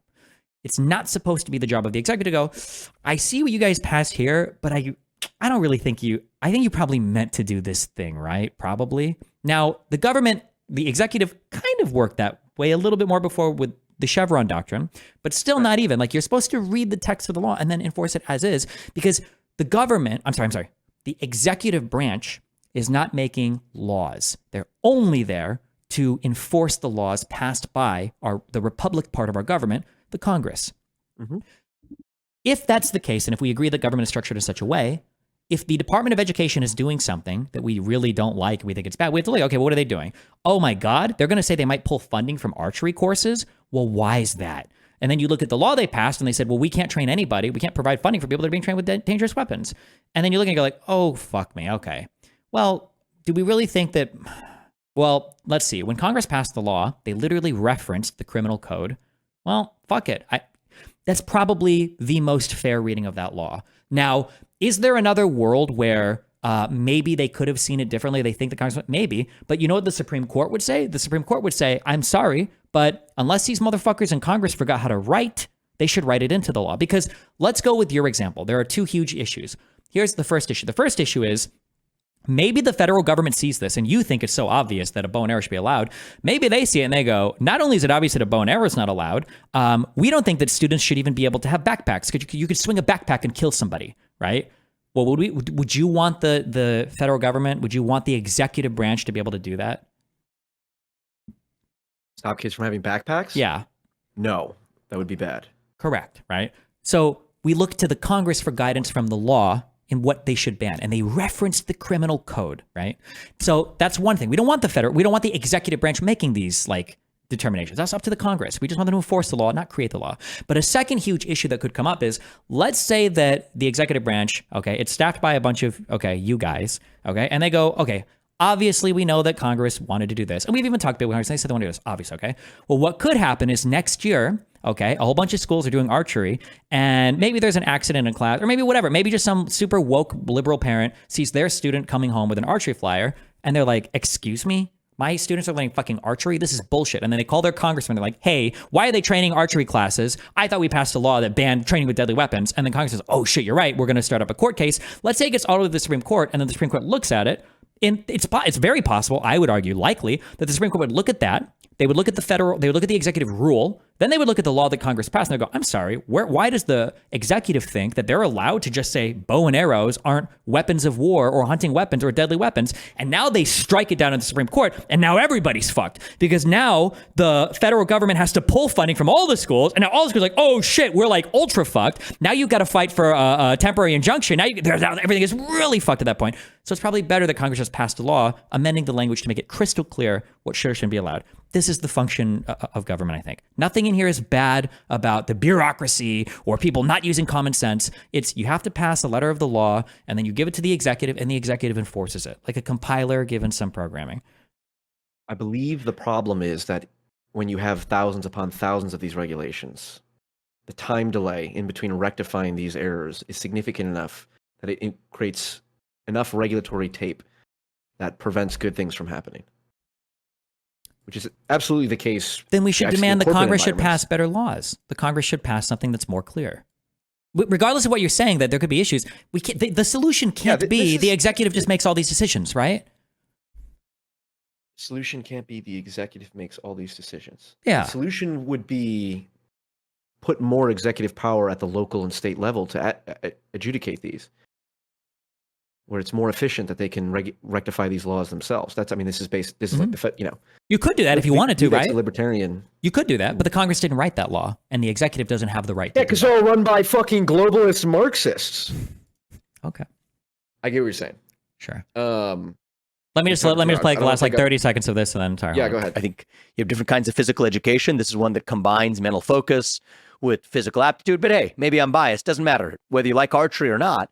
I don't think it's the federal government's job to withhold funding from a school because they include something in their curriculum that the federal government deems inappropriate, where that locality found that to be a relevant locus of education. So what you see then is an abandonment of the original purpose that's long past. You don't have this problem. So that was the example that he gave of ideological capture. And then he's saying it's not appropriate that the federal government is making decisions about. But like none of that really makes sense. The federal government, if they're providing federal funds to things, probably should have some say over like how the money is spent, right? We probably wouldn't want a public school that just teaches kids how to give the best blowjobs, right? We probably wouldn't want schools that teach kids how to be Navy SEALs operators at age 12. We probably wouldn't want federally funded schools that teach kids how to play League of Legends, right? Yeah. So I think we well, that last one maybe we should have. I do think we should have federal standards of education like curriculum. Like every student needs to know how to read. Every student needs to know this basic historical. Well, that's fine. What you just suggested, like, even our current Department of Education doesn't do that. What you just suggested, there would be a huge overreach that conservatives and Vivek especially wouldn't agree with. But okay, that's fair. Okay, sorry. All right. Okay, we're back up from this. Okay, pulling out, coming back. I don't know how much time you have. Are you? Oh, I'm good. My next convo is in 53 minutes. So. Okay. Can I? You can do whatever you want, wherever you want to go next. Yeah. Or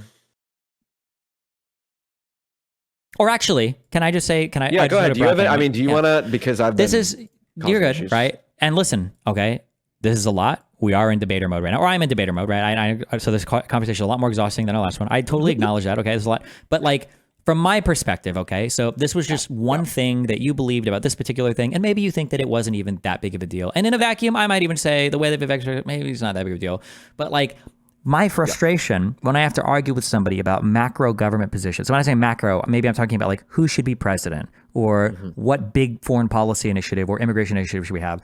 I have to chew through so many of these talking points. And this was to fact check like a 30-second thing that Vivek said here. This was like an hour of reading that also was informed by a whole bunch of preliminary studying that I've done on the structure and function of government. Totally. So there was a lot just to get through these 30 seconds. So when you asked me earlier, is it really fair for you to say that people shouldn't trust Vivek? I say no, because he just gave a summary of a thing that could lead you to believing so many different things. He just blamed the Department of Education on what I would say is easily a fault of the Congress, and totally misled people on a particular, like the same problem could happen even if the Department of Education didn't exist because Congress passed another bad law related to this, right?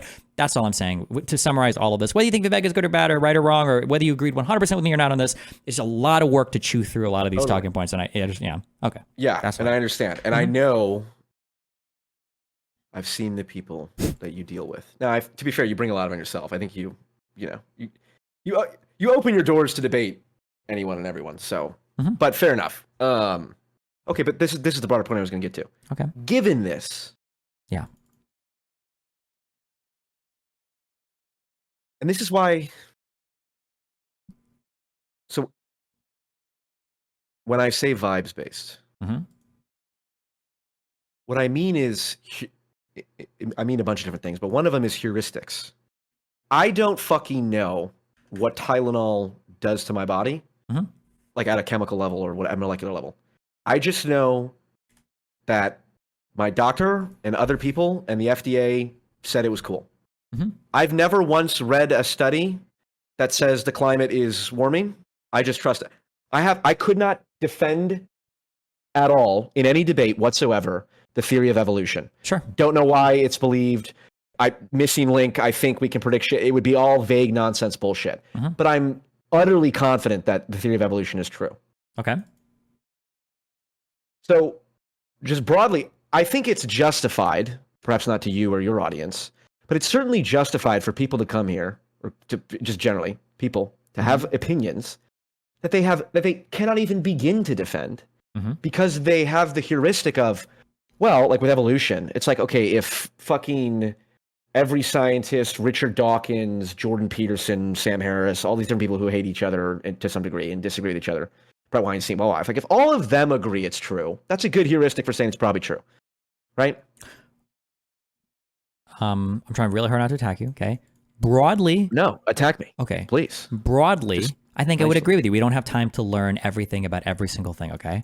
Right. But what is Trump's administration, if not embodied by people who stand in opposition to every single field of science when they inhabit these positions, right? Vivek's position here of abolishing the Department of Education. Every single educated country in the world has a federal state entity for education. Or when we talk about the HHS head now, RFK Jr., right?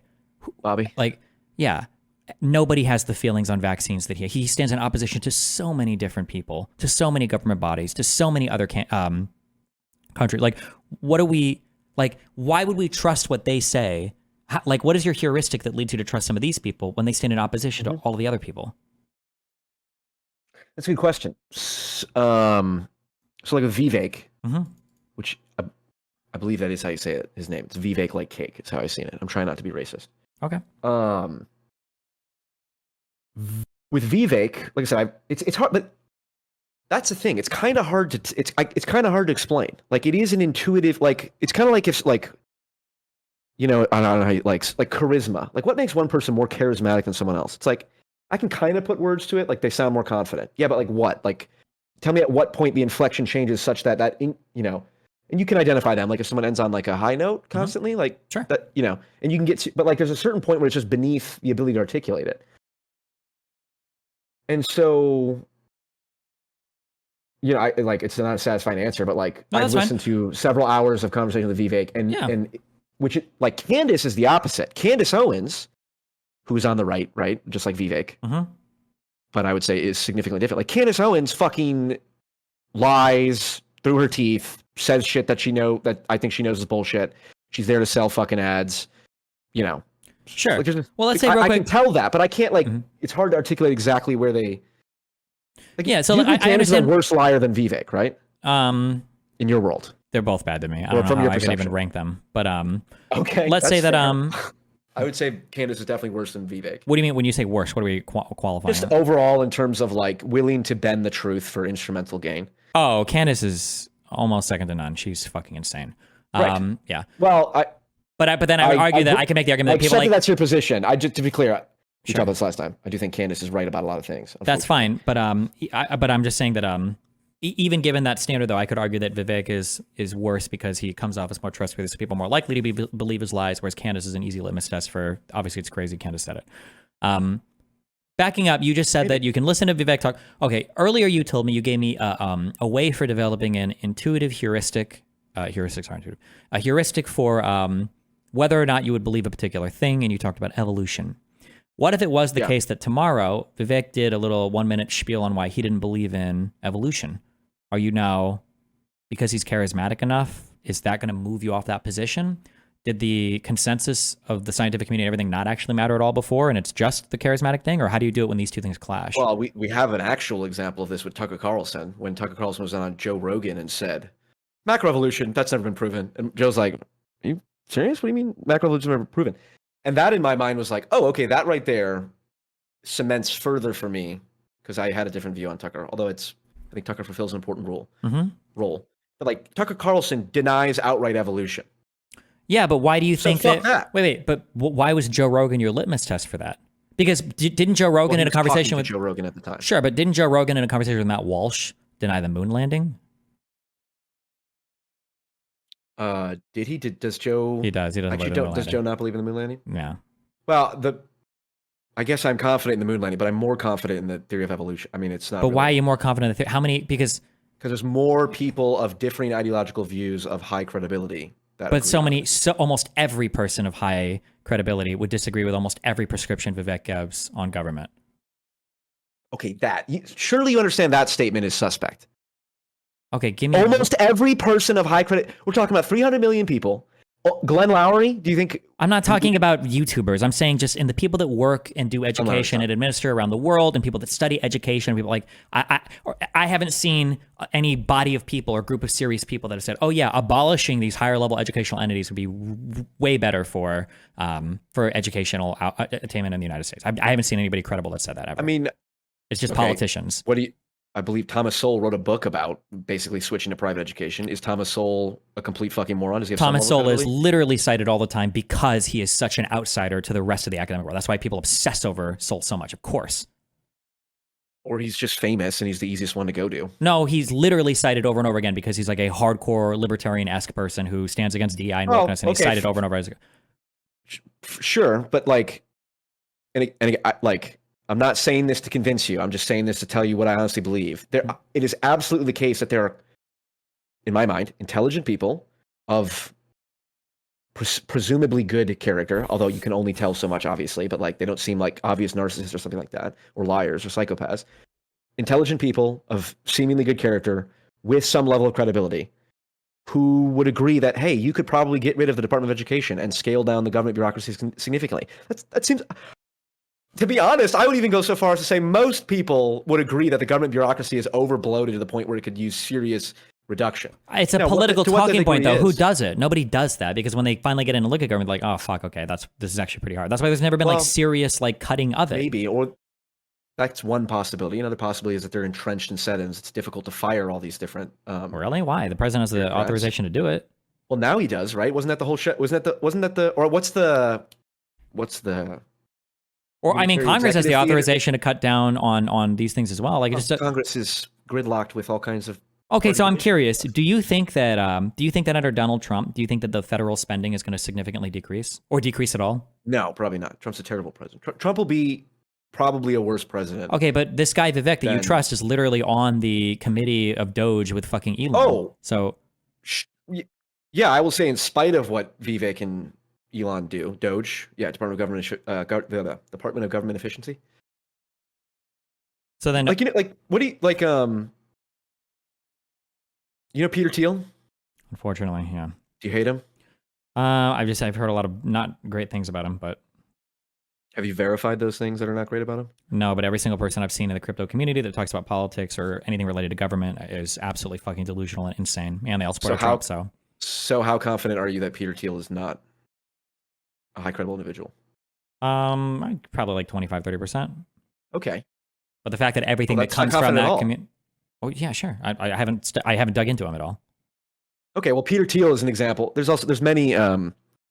I think it's Ben Horowitz. They did it's like Mark Andreessen and Ben Horowitz. They're like two tech guys, who've built all these different companies and stuff. It's like there was a significant Silicon Valley backing of, Donald Trump. Like those people have demonstrable proof that they're at least intelligent, given that they've produced large companies that are successful. Yeah, but is your assumption that they're supporting Donald Trump out of some goodwill for how government should function, or that they're just interested in their own capital investments in their businesses? Well, I think those two things can overlap. I think it can be in the. I'm not asking of, if anything could overlap, right? I'm asking you, what would you think more likely is driving them?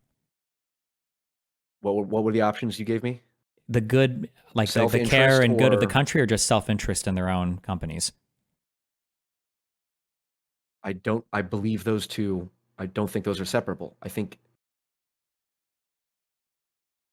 what's in your self-interest is often, if you're a sane person, is good for the country as well. If I were to grant you that, let's say that I grant you that, why wouldn't I make that exact same argument about every single government bureaucracy? Why wouldn't I say the same thing about the Department of Education? You can. But you don't believe that. You think that these things are bureaucratic, Correct. like nightmares that just justify their own bullshit and blow themselves up. Why would a capital owner of a business not be that times 10? He's got even worse incentives and even more like to make individual government more efficient and no, to extract rents from the government, to make money off of bad government policy. Again, that certainly happens. No doubt, you're correct that happens. I'm just saying incentives. Like, why would if I don't trust the Department of Education, why would I trust a billionaire who stands to gain so much from like rigging a government in his favor? I guess it depends on the billionaire. Like I've listened to Peter Thiel and talk for a while, and he seems very reasonable. And you can be a billionaire and not be evil. Like you can be a billionaire and you can believe in the welfare of the country. Sure. What has he done to demonstrate that that's the thing that he significantly cares about? Like reducing government inefficiency? That doesn't show any of that. Has he reduced government inefficiency? Sure. Like, I'm asking, what has he done to show that he significantly cares about the health and welfare of the country? I could point to somebody like Bill Gates, for instance, who spends a whole bunch of money in research on like malaria stuff, invested a ton in like vaccine-related research. Like I look at a guy like this, I could say Mark Cuban, started a company to try to make low-income people be able to afford pharmaceutical things. Like those are two examples I could point at. They happen to be left-wing though. Do you happen to know any right-wingers who've done good things? No, I don't. Okay. Wait. Do you think is that an argument against my point at all? It's not an argument at all. It's a heuristic again. No. I'm not using a heuristic there. A heuristic is when you are when you're kind of like generalizing things based off of pattern recognition. I gave you discrete, specific examples of here's two people who. This is what I was gonna say to answer your question. I was like, I guess it's like it's a seeming thing. It's like unless I have reason not to, I'm going to default to. Like when I walk down the street, like, well, what proof have you seen that this guy won't fucking run you over with his car? It's like, well, it's just pattern recognition. Okay, it's no, hold on. Okay. So guy, what does a guy have to gain from running? Okay, here's the thing. Let's say that you found out that today was the purge, and you know that you fucked some dude's girlfriend, okay, and she cheated on him, and he knows, and you know, and you see him at the other end of the street in his car. Would you assume he's going to run you over, or that he would just drive right past you? In that circumstance, yes, my pattern recognition, it would be a deviation from the pattern. Sure. Because, no, it wouldn't be. It would be exactly the pattern. What are the incentives, right? Well, of course he's going to run me over. He fucking hates me. And there's no penalty for killing me right now, right? In ordinary society, there is a penalty. Why the fuck would somebody want to kill you? But I can give you a reason why a billionaire would want to extract rents from the government and design policy that would favor his company. Of course, that's what you'd expect. True. But, okay, fair enough. So we have that as one piece of evidence. But then the other piece of evidence is like, it could perfectly be the case that a billionaire benefits broadly when the American economy does well. And if reducing government inefficiency causes the economy to do well generally, then that billionaire will disproportionately benefit over the average person. So of course he has a higher than normal incentive to reduce government inefficiency. So then do you apply that same metric across every huge billionaire, every huge company in the United States? Would you say the same thing about the military-industrial complex? In what in that the military-industrial complex is the best interests of the American government, the American country? That No, I think the Apple. military-industrial complex, to the degree that we're talking about the same thing, is its incentive is to produce military weapons, Mhm. and creating demand for military weapons is war. So they have an incentive to adopt a foreign policy that is more likely to lead to war, and then justify it after the fact. Okay, so we can say that, But like even but though like that, Silicon- like, but for like instance, Peter well, real Thiel- quick, so like the F-35 program, I think is one of the most expensive programs in U.S. history. That wasn't created in response to a war, right? It's not like they needed to create a war for us to deploy F-35s against an enemy, right? Well, the prospect of future conflict needed to be there, otherwise it wouldn't have been used ever. Sure, but they don't need to create that. There's always going to be future potential conflict, right? Well, yes, stoked by the military-industrial complex. Do you think all conflict in all of human No, of history? course not. Okay, so military conflict will happen whether we're stoking anything or not, right? But then, No, not the same degree. Certainly the military-industrial complex, which I'm aware is a vague term, but like let's assume there's some reality, or you understand what I'm saying when I'm talking about that, at least in my conception. They can certainly influence whether or not moral conflict happens or not. yeah, they could, but like conflict has always happened in all of human history without any kind of military, like kings and Yes, but brothers. it's a matter of correct. It's a matter of degree. Well, hold on, but we're in like one of the more the point peaceful of- times in all of human history right now, where a military-industrial complex is like spending the most. So There's a war in Europe right now. there and were in two the Middle world East. wars in Europe. There was the dissolution of Yugoslavia I know, that was accompanied it's- with genocides. I That's mean, why I'm like, saying, yeah, it's degree. That's what I'm saying. It's degree. sure, yeah. So, and I'm saying degree. I'm saying the military-industrial complex probably as big and as technologically sophisticated as it ever has been, but it's not like we're starting wars all over the world and everything, right?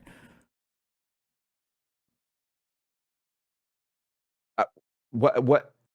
Let's say I take that. Okay, but what is the point about like evaluating incentives? And all that? It feels like it feels like there's another heuristic. There's something deeper that's running, some program or algorithm Okay. running that's deeper than this, because I don't see you applying this evenly to anything, right? Because I would ask, like, what are the companies that Peter Thiel has? What is he like most invested in? I believe it's a equity. It might be private equity. It might be just a general venture capital firm. I don't know exactly. I don't know all the details. Well, so then you don't even care. What if you did the research tomorrow and you're like, what if you did the research tomorrow and you found out, oh, he does private equity and 90% of his private equity goes towards military contracts. Actually, I believe that's true. I think he's a major investor in like Palantir and all these different military industrial complex companies. Oh, well then how could you possibly Because it makes sense for me. Go ahead. the military industrial complex, like I said, it's a vague idea. It's not like everyone who works one of my best friends works for a defense contractor. Just because you're in the defense industry doesn't mean you're complicit then in the creation of war all over the world. Yeah, but he's There not are just different- in the defense industry. He's the owner of a company. And you just said the military-industrial complex was incentivized to create conflict to further justify themselves. There are many people that critique Peter Thiel. There's people who are on the right who critique Peter Thiel to a significant degree. I believe for this exact line of thing. Peter Thiel was the example that came to mind. I mean, Give me another example if you want. How do you feel like the Curtis Yarvin Ben guy? Horowitz or Mark Andreessen, although they probably have investments in military-industrial complex stuff. You say Curtis Yarvin? Yeah. Isn't he I like think isn't he a guy that like influences a lot of these people? Yeah, I don't think he's a billionaire though. He's kind of a No, but he's supposed to be influential guy. to a lot of these like Silicon Valley crypto whatever well. bros, right? I guess it's not like you were going to say. And so, correct me if I'm wrong. You believe that I'm not like. Trust me, I will not be offended if the answer is yes. But you believe that I am. There, I have some. I'm captured in some to some degree, not like incentive wise with money or something like that. Although I'm more than willing to keep my opportunities open. But something psychologically is driving me to distort my perceptions unconsciously. Yeah, 1,000,000,000,000%. Yeah. Okay. And what do you think that is specifically? I don't know you well enough to say. Because I've already accused you of interesting. believing What some would you- things where you've said that like, Fair well, actually, enough. I don't say that at all. So I could be right. What So I would don't know. What would you need to ask me to find that out? What would I need to ask you to figure Or how out? would you go about finding that out? I don't know. Like what information would you need to know about me or what I believe or what I've said or Okay. or who I'm paid by? Okay. Let's run down a few policy things. I'm going to make some predictions of how I think you would feel, and then you tell me if I'm right or Okay. wrong, okay? Yes. Okay. You're familiar broadly with Andrew Tate, right? Oh yeah. Okay. I'm Okay. familiar. Yes. Broadly speaking, my guess is you would say that Andrew Tate is probably on the net a negative influence for men, and he's probably done some bad things. You're not 100% sure if all the charges in Romania are fair, and it seems like they might drum these up a little bit, but all in all, he's probably not a great guy. Is this about your opinion of Andrew Tate? Except for the fact that he probably did do all the charges because of what he said about, including the rapes video. and everything that he was accused of, or I don't know. I know the trafficking charge. I don't know what the full extent. Okay, yes. Broadly, I agree. He's a net negative. Okay.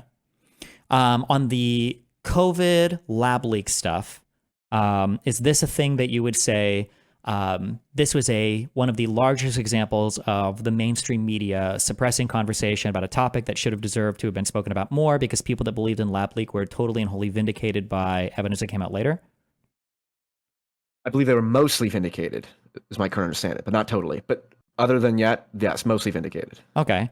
For mRNA vaccines, would you say that a lot of the conspiracies around it are probably not true at all, but that like there's reason to be concerned for some things, and mandating these things was definitely the wrong decision? Mandating it was definitely the wrong decision. I want you to be right on the vaccine stuff. I know enough. There's plenty of people in my life who got the vaccine. I don't want them fucking dying. So okay. I don't know. To be honest, I don't know. I think the lockdowns were bad in hindsight and done poorly. The fact that mRNA stuff, I still don't know what the evidence suggests about how safe it is. I got the J&J, and I personally would not get the mRNA. I would get if there was the J&J option, which was less effective but not mRNA, I would get that. That's what I did. Like, okay. And I'm not certain that like when Brett Weinstein talks about the like you don't vaccinate during the pandemic, you vaccinate prior to the pandemic. Yeah. Do you think that I don't know the validity of all that. Do you think that it was broadly true that social media companies were cracking down on conservatives more than liberals, and this opinion was especially exemplified in the Twitter files? I saw your debate about it, so I'm a little bit more informed on that. Oh, I know. Okay, fuck. So okay. I think it was pretty even, right? Didn't the Trump administration request a bunch of stuff? Okay. So you think it was even? It is possible. Well, it is. Well, I don't know. It is possible that on balance, I don't know how you'd measure it objectively, but it was not as. It's not as okay clear as. Do you agree that conservatives downplay Donald Trump's weaponization of the Department of Justice and the justice system for sure, because he is vindictive and he has gone after people, but the reason why conservatives downplayed is because the left absolutely weaponizes the Department of Justice as well, and that it's probably pretty bad on both sides, probably about equivalent, especially exemplified in the New York State charges against Trump, where they made up basically new felony charges to convict him of a crime that wasn't even really that bad. And there's probably been a ton of other crimes committed by presidents in the past that they haven't been held accountable for, but because of how politicized we are, we went after Trump now. That sounded good to me, what you just said. Okay. Epstein was absolutely killed in prison by somebody who didn't want his list of things getting out. I would say 85 to 90%. Okay. Not 100%. Can't be, but 85. Okay. Let me think. I'm going to try to do one more. Hold on. It's like a BuzzFeed quiz. Yeah. You know, how centrist am I really? Yeah. Fuck. Give me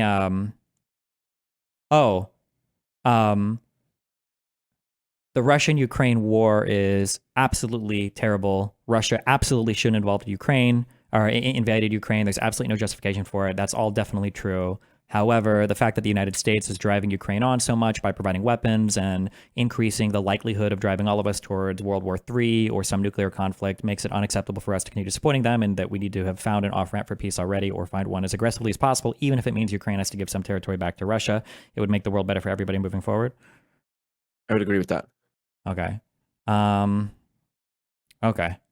Is there any other one? Hard. No, sorry. Yeah. Is there any other one like thing that you would want to give me that you want to see if I can like try to print your opinion on? Give me like one other topic, or a big thing you think is important. I don't really know how you're. Oh, here's a. Do you think that when it comes to immigration, the Democrats are too lax on the border, and that even if the Republicans maybe have some like racist talking points every now and then, and they definitely see some things that aren't that great, we definitely need to crack down on immigration significantly, and the left has downplayed it far too much, especially when it comes to things like crime coming into the border or drugs coming into the border?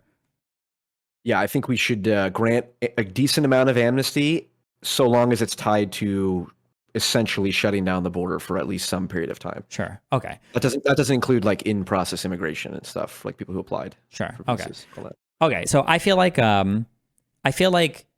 my diagnosis is I feel like it reinforces the thing I said before, that I think that you are just entirely captured by like the media environment that the right wing has created. That a lot of your understandings of how the world works, of how government works, of how laws are passed, of the functions of all the things in society, epistemically, I feel like there's just been this huge capturing of the right-wing epistemology, that it usually relies a lot on underplaying or downplaying the accomplishments and the validity of institutional or structural things that exist. It often relies on dramatically overplaying the confidence of people that can just sell a message well. So it might be a billionaire, it might be somebody that shows up on social media a lot or different alternative media platforms that speaks well.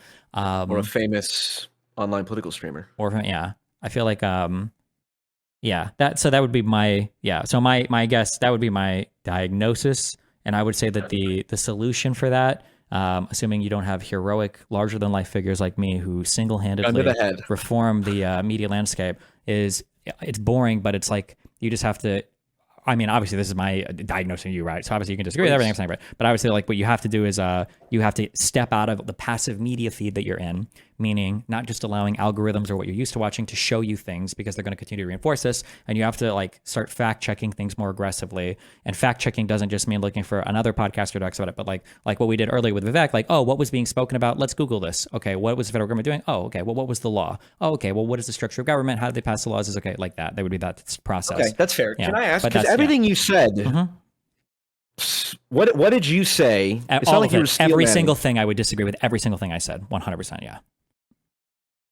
What about the Andrew Tate thing? He's broadly negative, and he probably did do all the things. What was?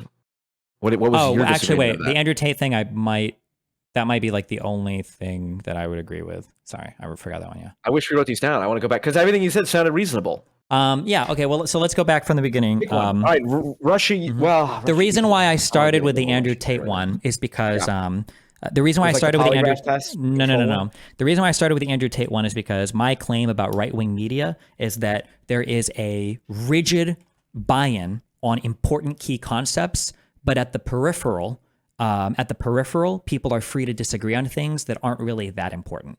And Andrew Tate and some of the stuff related to him, I believe, can kind of be one of those issues.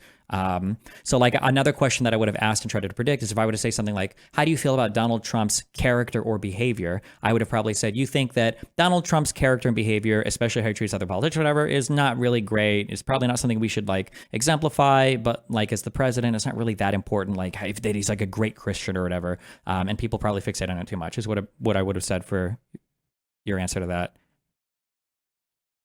Maybe I'm not super.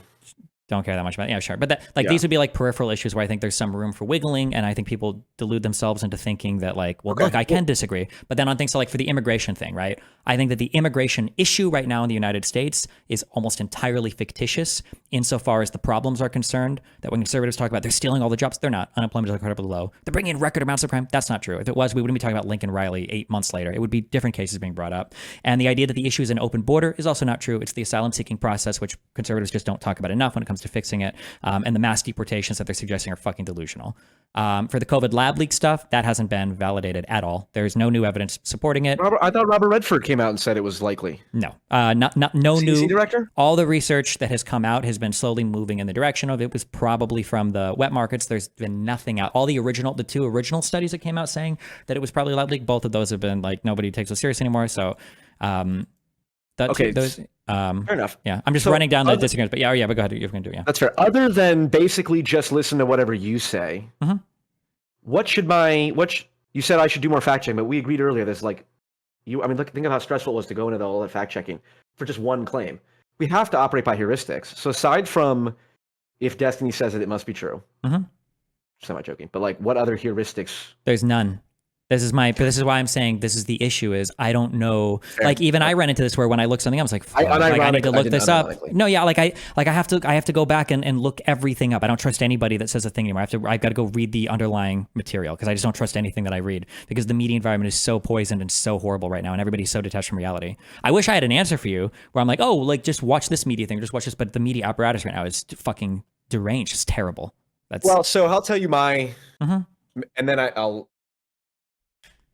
20 minutes, right? And then you're on your next person. Yeah. Wait. Can you give me 15 seconds? Go ahead. Hold on. I'll give you 20.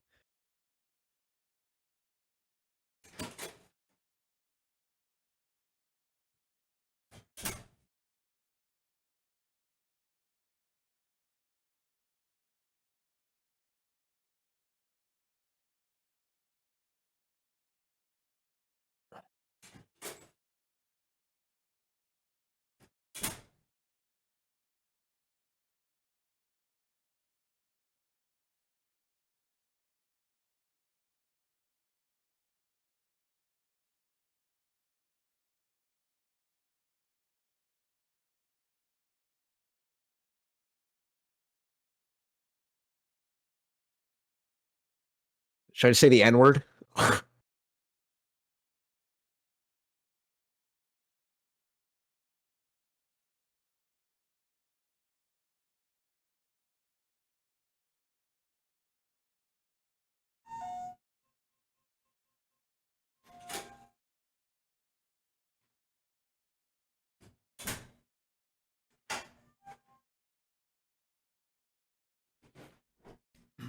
Okay. Hi. Hello. All right. So here's this is my heuristic, and I would like to I would like you to tell me what you think. Okay.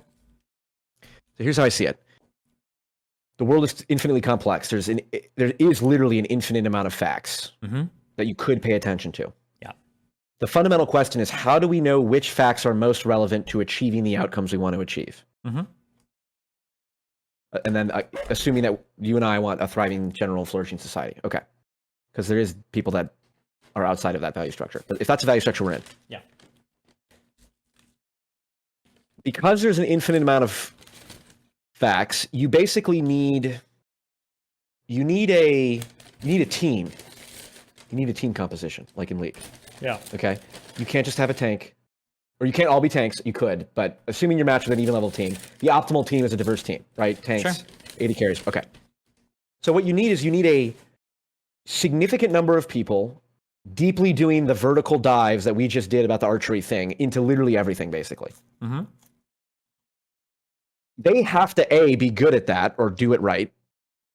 But then more importantly, we have to figure out how then do we know because I can never evaluate the methodology, right? So the heuristic is how do I know if someone is worth listening to generally?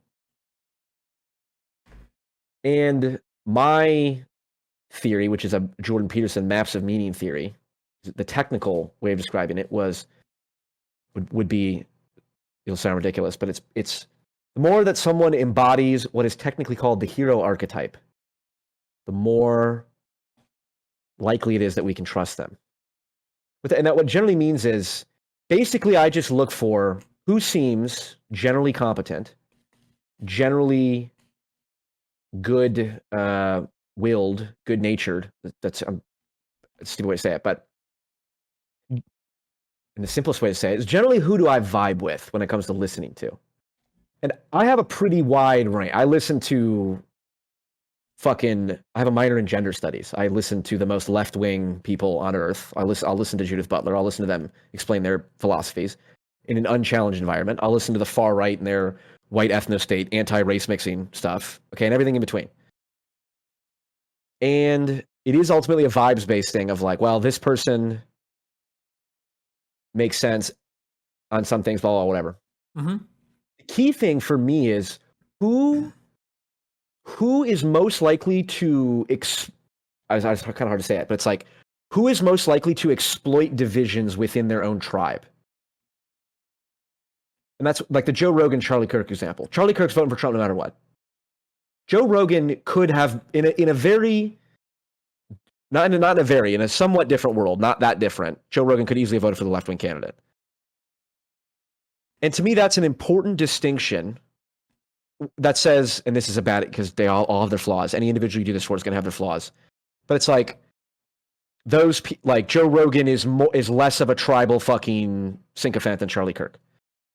And like Jordan Peterson prior to doing benzos and joining the Daily Wire and all this shit, like his lectures, you even said, I watched back our old conversation prior to this, and you said something like, Jordan Peterson you like emphasize it, like he's an insanely curious person. Like you could tell, like in his lectures. Like that is like that's a fundamental thing. And like that, it's hard to describe. And like that, I see that in like Vivek. Or even like JD Vance to some degree. Now JD Vance lies through his fucking teeth. Okay, but again, I think that's a function of I don't think any politician can be 100% honest on anything, right? Like politicians have to lie. That's a function of democracy. Right? Because like what's the truth? Well, well, go ahead. Really? Okay, well, but my broader point is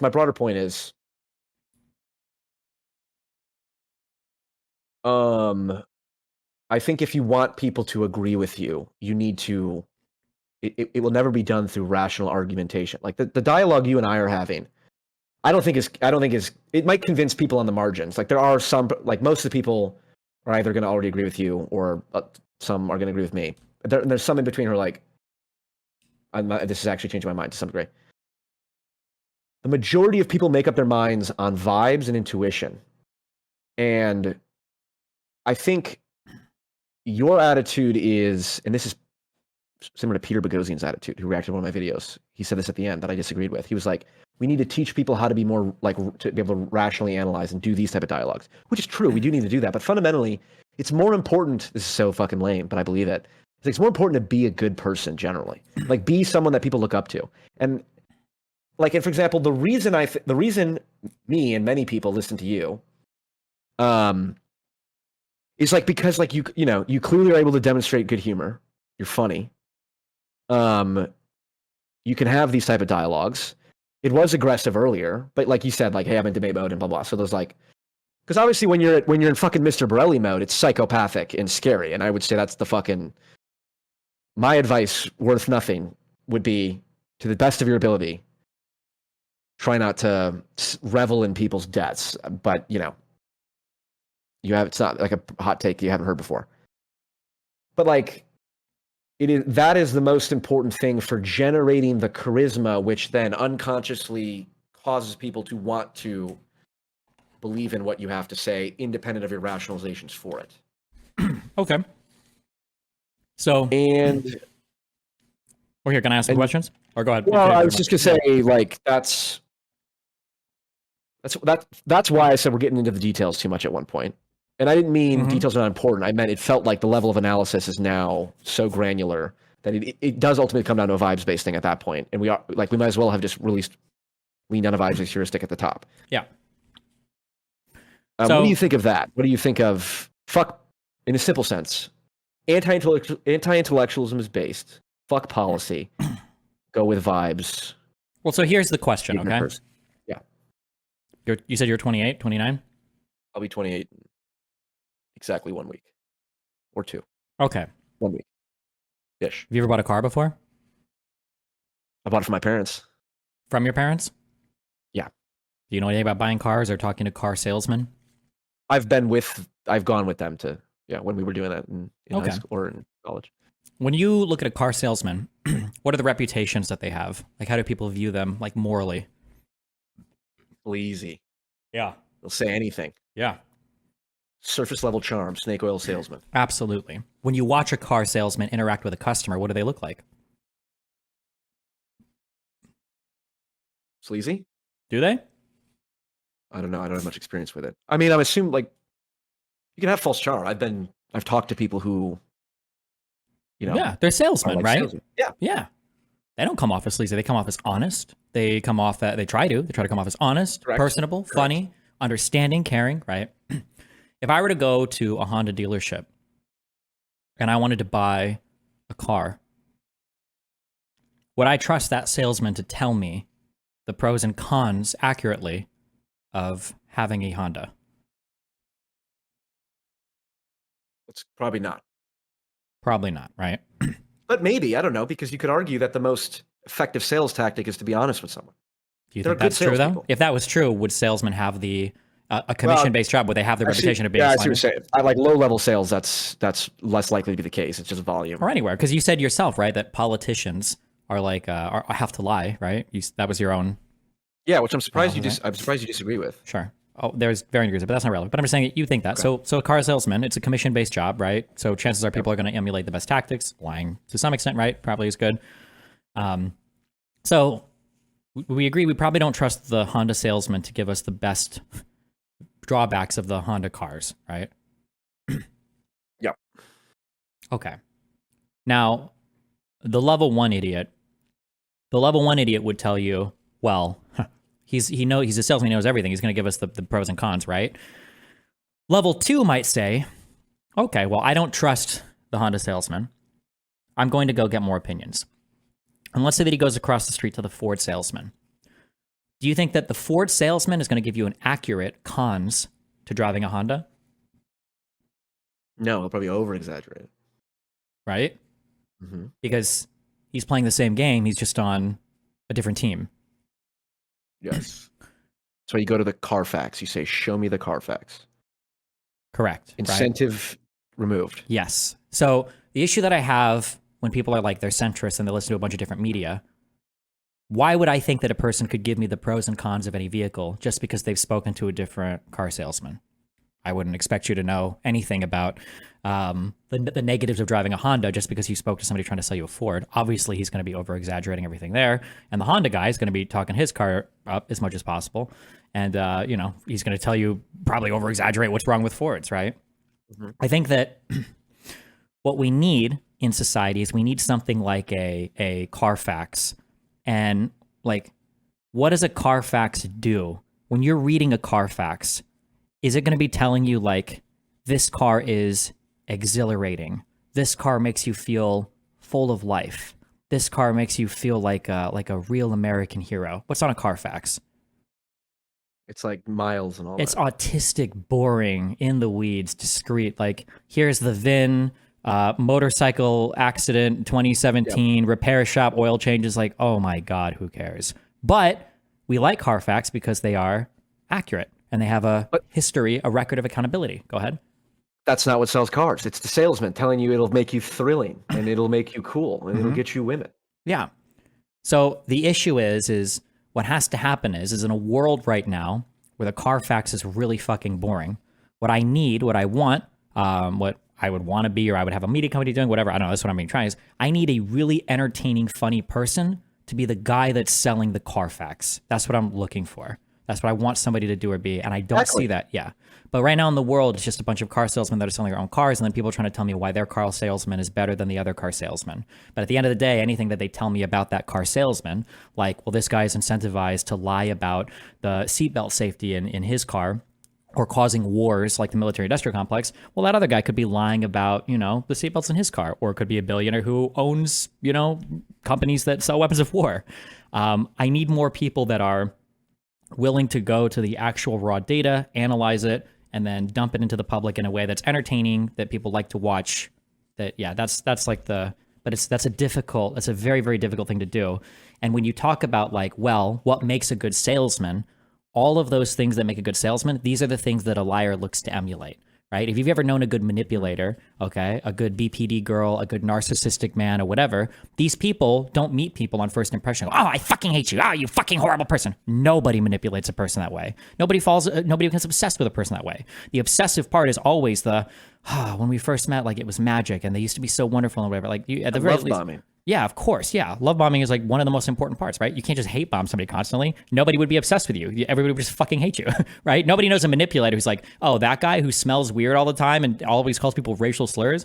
No, they're going to be like the guy that's really nice to you sometimes in private, right? Yeah. Sure. So the only issue that I have, all this to say, it was a long way of basically saying, the only issue I have with your heuristic is that while it can be a good heuristic for detecting honest actors, those are exactly the types of heuristics that dishonest actors are looking to exploit, and you have to figure out some way to differentiate between the two. And it can't just be they are charming, they are charismatic, and they're doing, the way that they present themselves, they seem so earnest, because that's exactly what a con man does, right? Con men are not nobody says like, oh, wait, well, one of the weird things about Hitler, to do the Vosh thing, right? One of the weird things about Hitler is like in all of his speeches, he was such a loser and nobody liked listening to him talk. And like, man, he was just so unpopular, but somehow he became the leader, right? It's always the exact opposite. So that's what you have to work on is how do you differentiate between the two? And that comes down to some raw accounting of fact, right? What are the predictions that these people made? Do they have a record of making good predictions? Are they doing good analysis on this particular problem? If we look up the facts, the Carfax, does it actually match the things that they're saying? And so like, that's what we kind of did with Vivek here is we pulled the Carfax. Okay, well, he's saying these about the Department of Education. Do they match 100%? Like varying degrees or whatever, but yeah, that's not really satisfying, but it's just a thing. No, that's fair.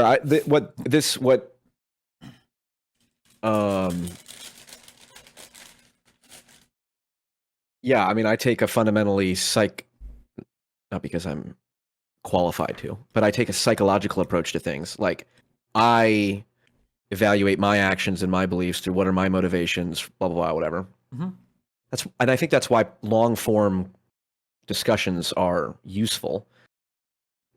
And like I said, the only interesting Trump interview I've ever heard is where he talked about his brother momentarily, like having alcoholism. I'm like, okay, that's a human being there. I mean, you have all your like, your drama arcs and all that shit. I don't even know what percent would you say.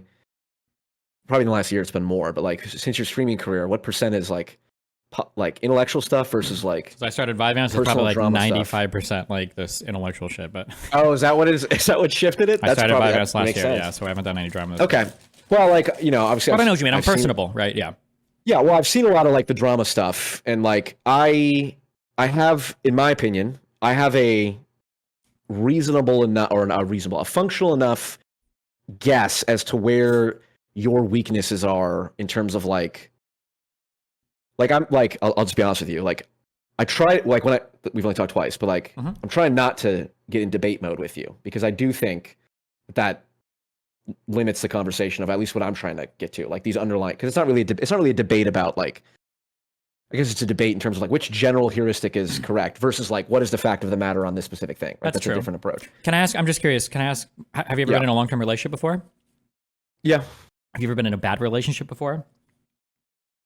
No. There's only been one, and it was amicable. One of the annoying things about a bad relationship. I've definitely had. Well, not. I was gonna say I've had bad relationships with people before. Sure. One of the annoying things about bad relationships or bad friendships or bad whatever is that somebody will come at you with a feeling they have about a thing. They'll say, "I feel like you lied about when you were going to come home last night. Okay, you said you're going to be home by 6 and you weren't home until 6:30. And let's say that you when you were coming back, let's say you got a flat tire, legitimately, right? And you did. You've got like you took a fucking picture of the cop helping you change the tire, whatever, doing whatever, right? You have all this. And let's say that eventually goes to the point where you show up in front of friends or a therapist or a third party, whatever. You just want to like, we need somebody to settle this disagreement. She keeps saying I'm lying, right?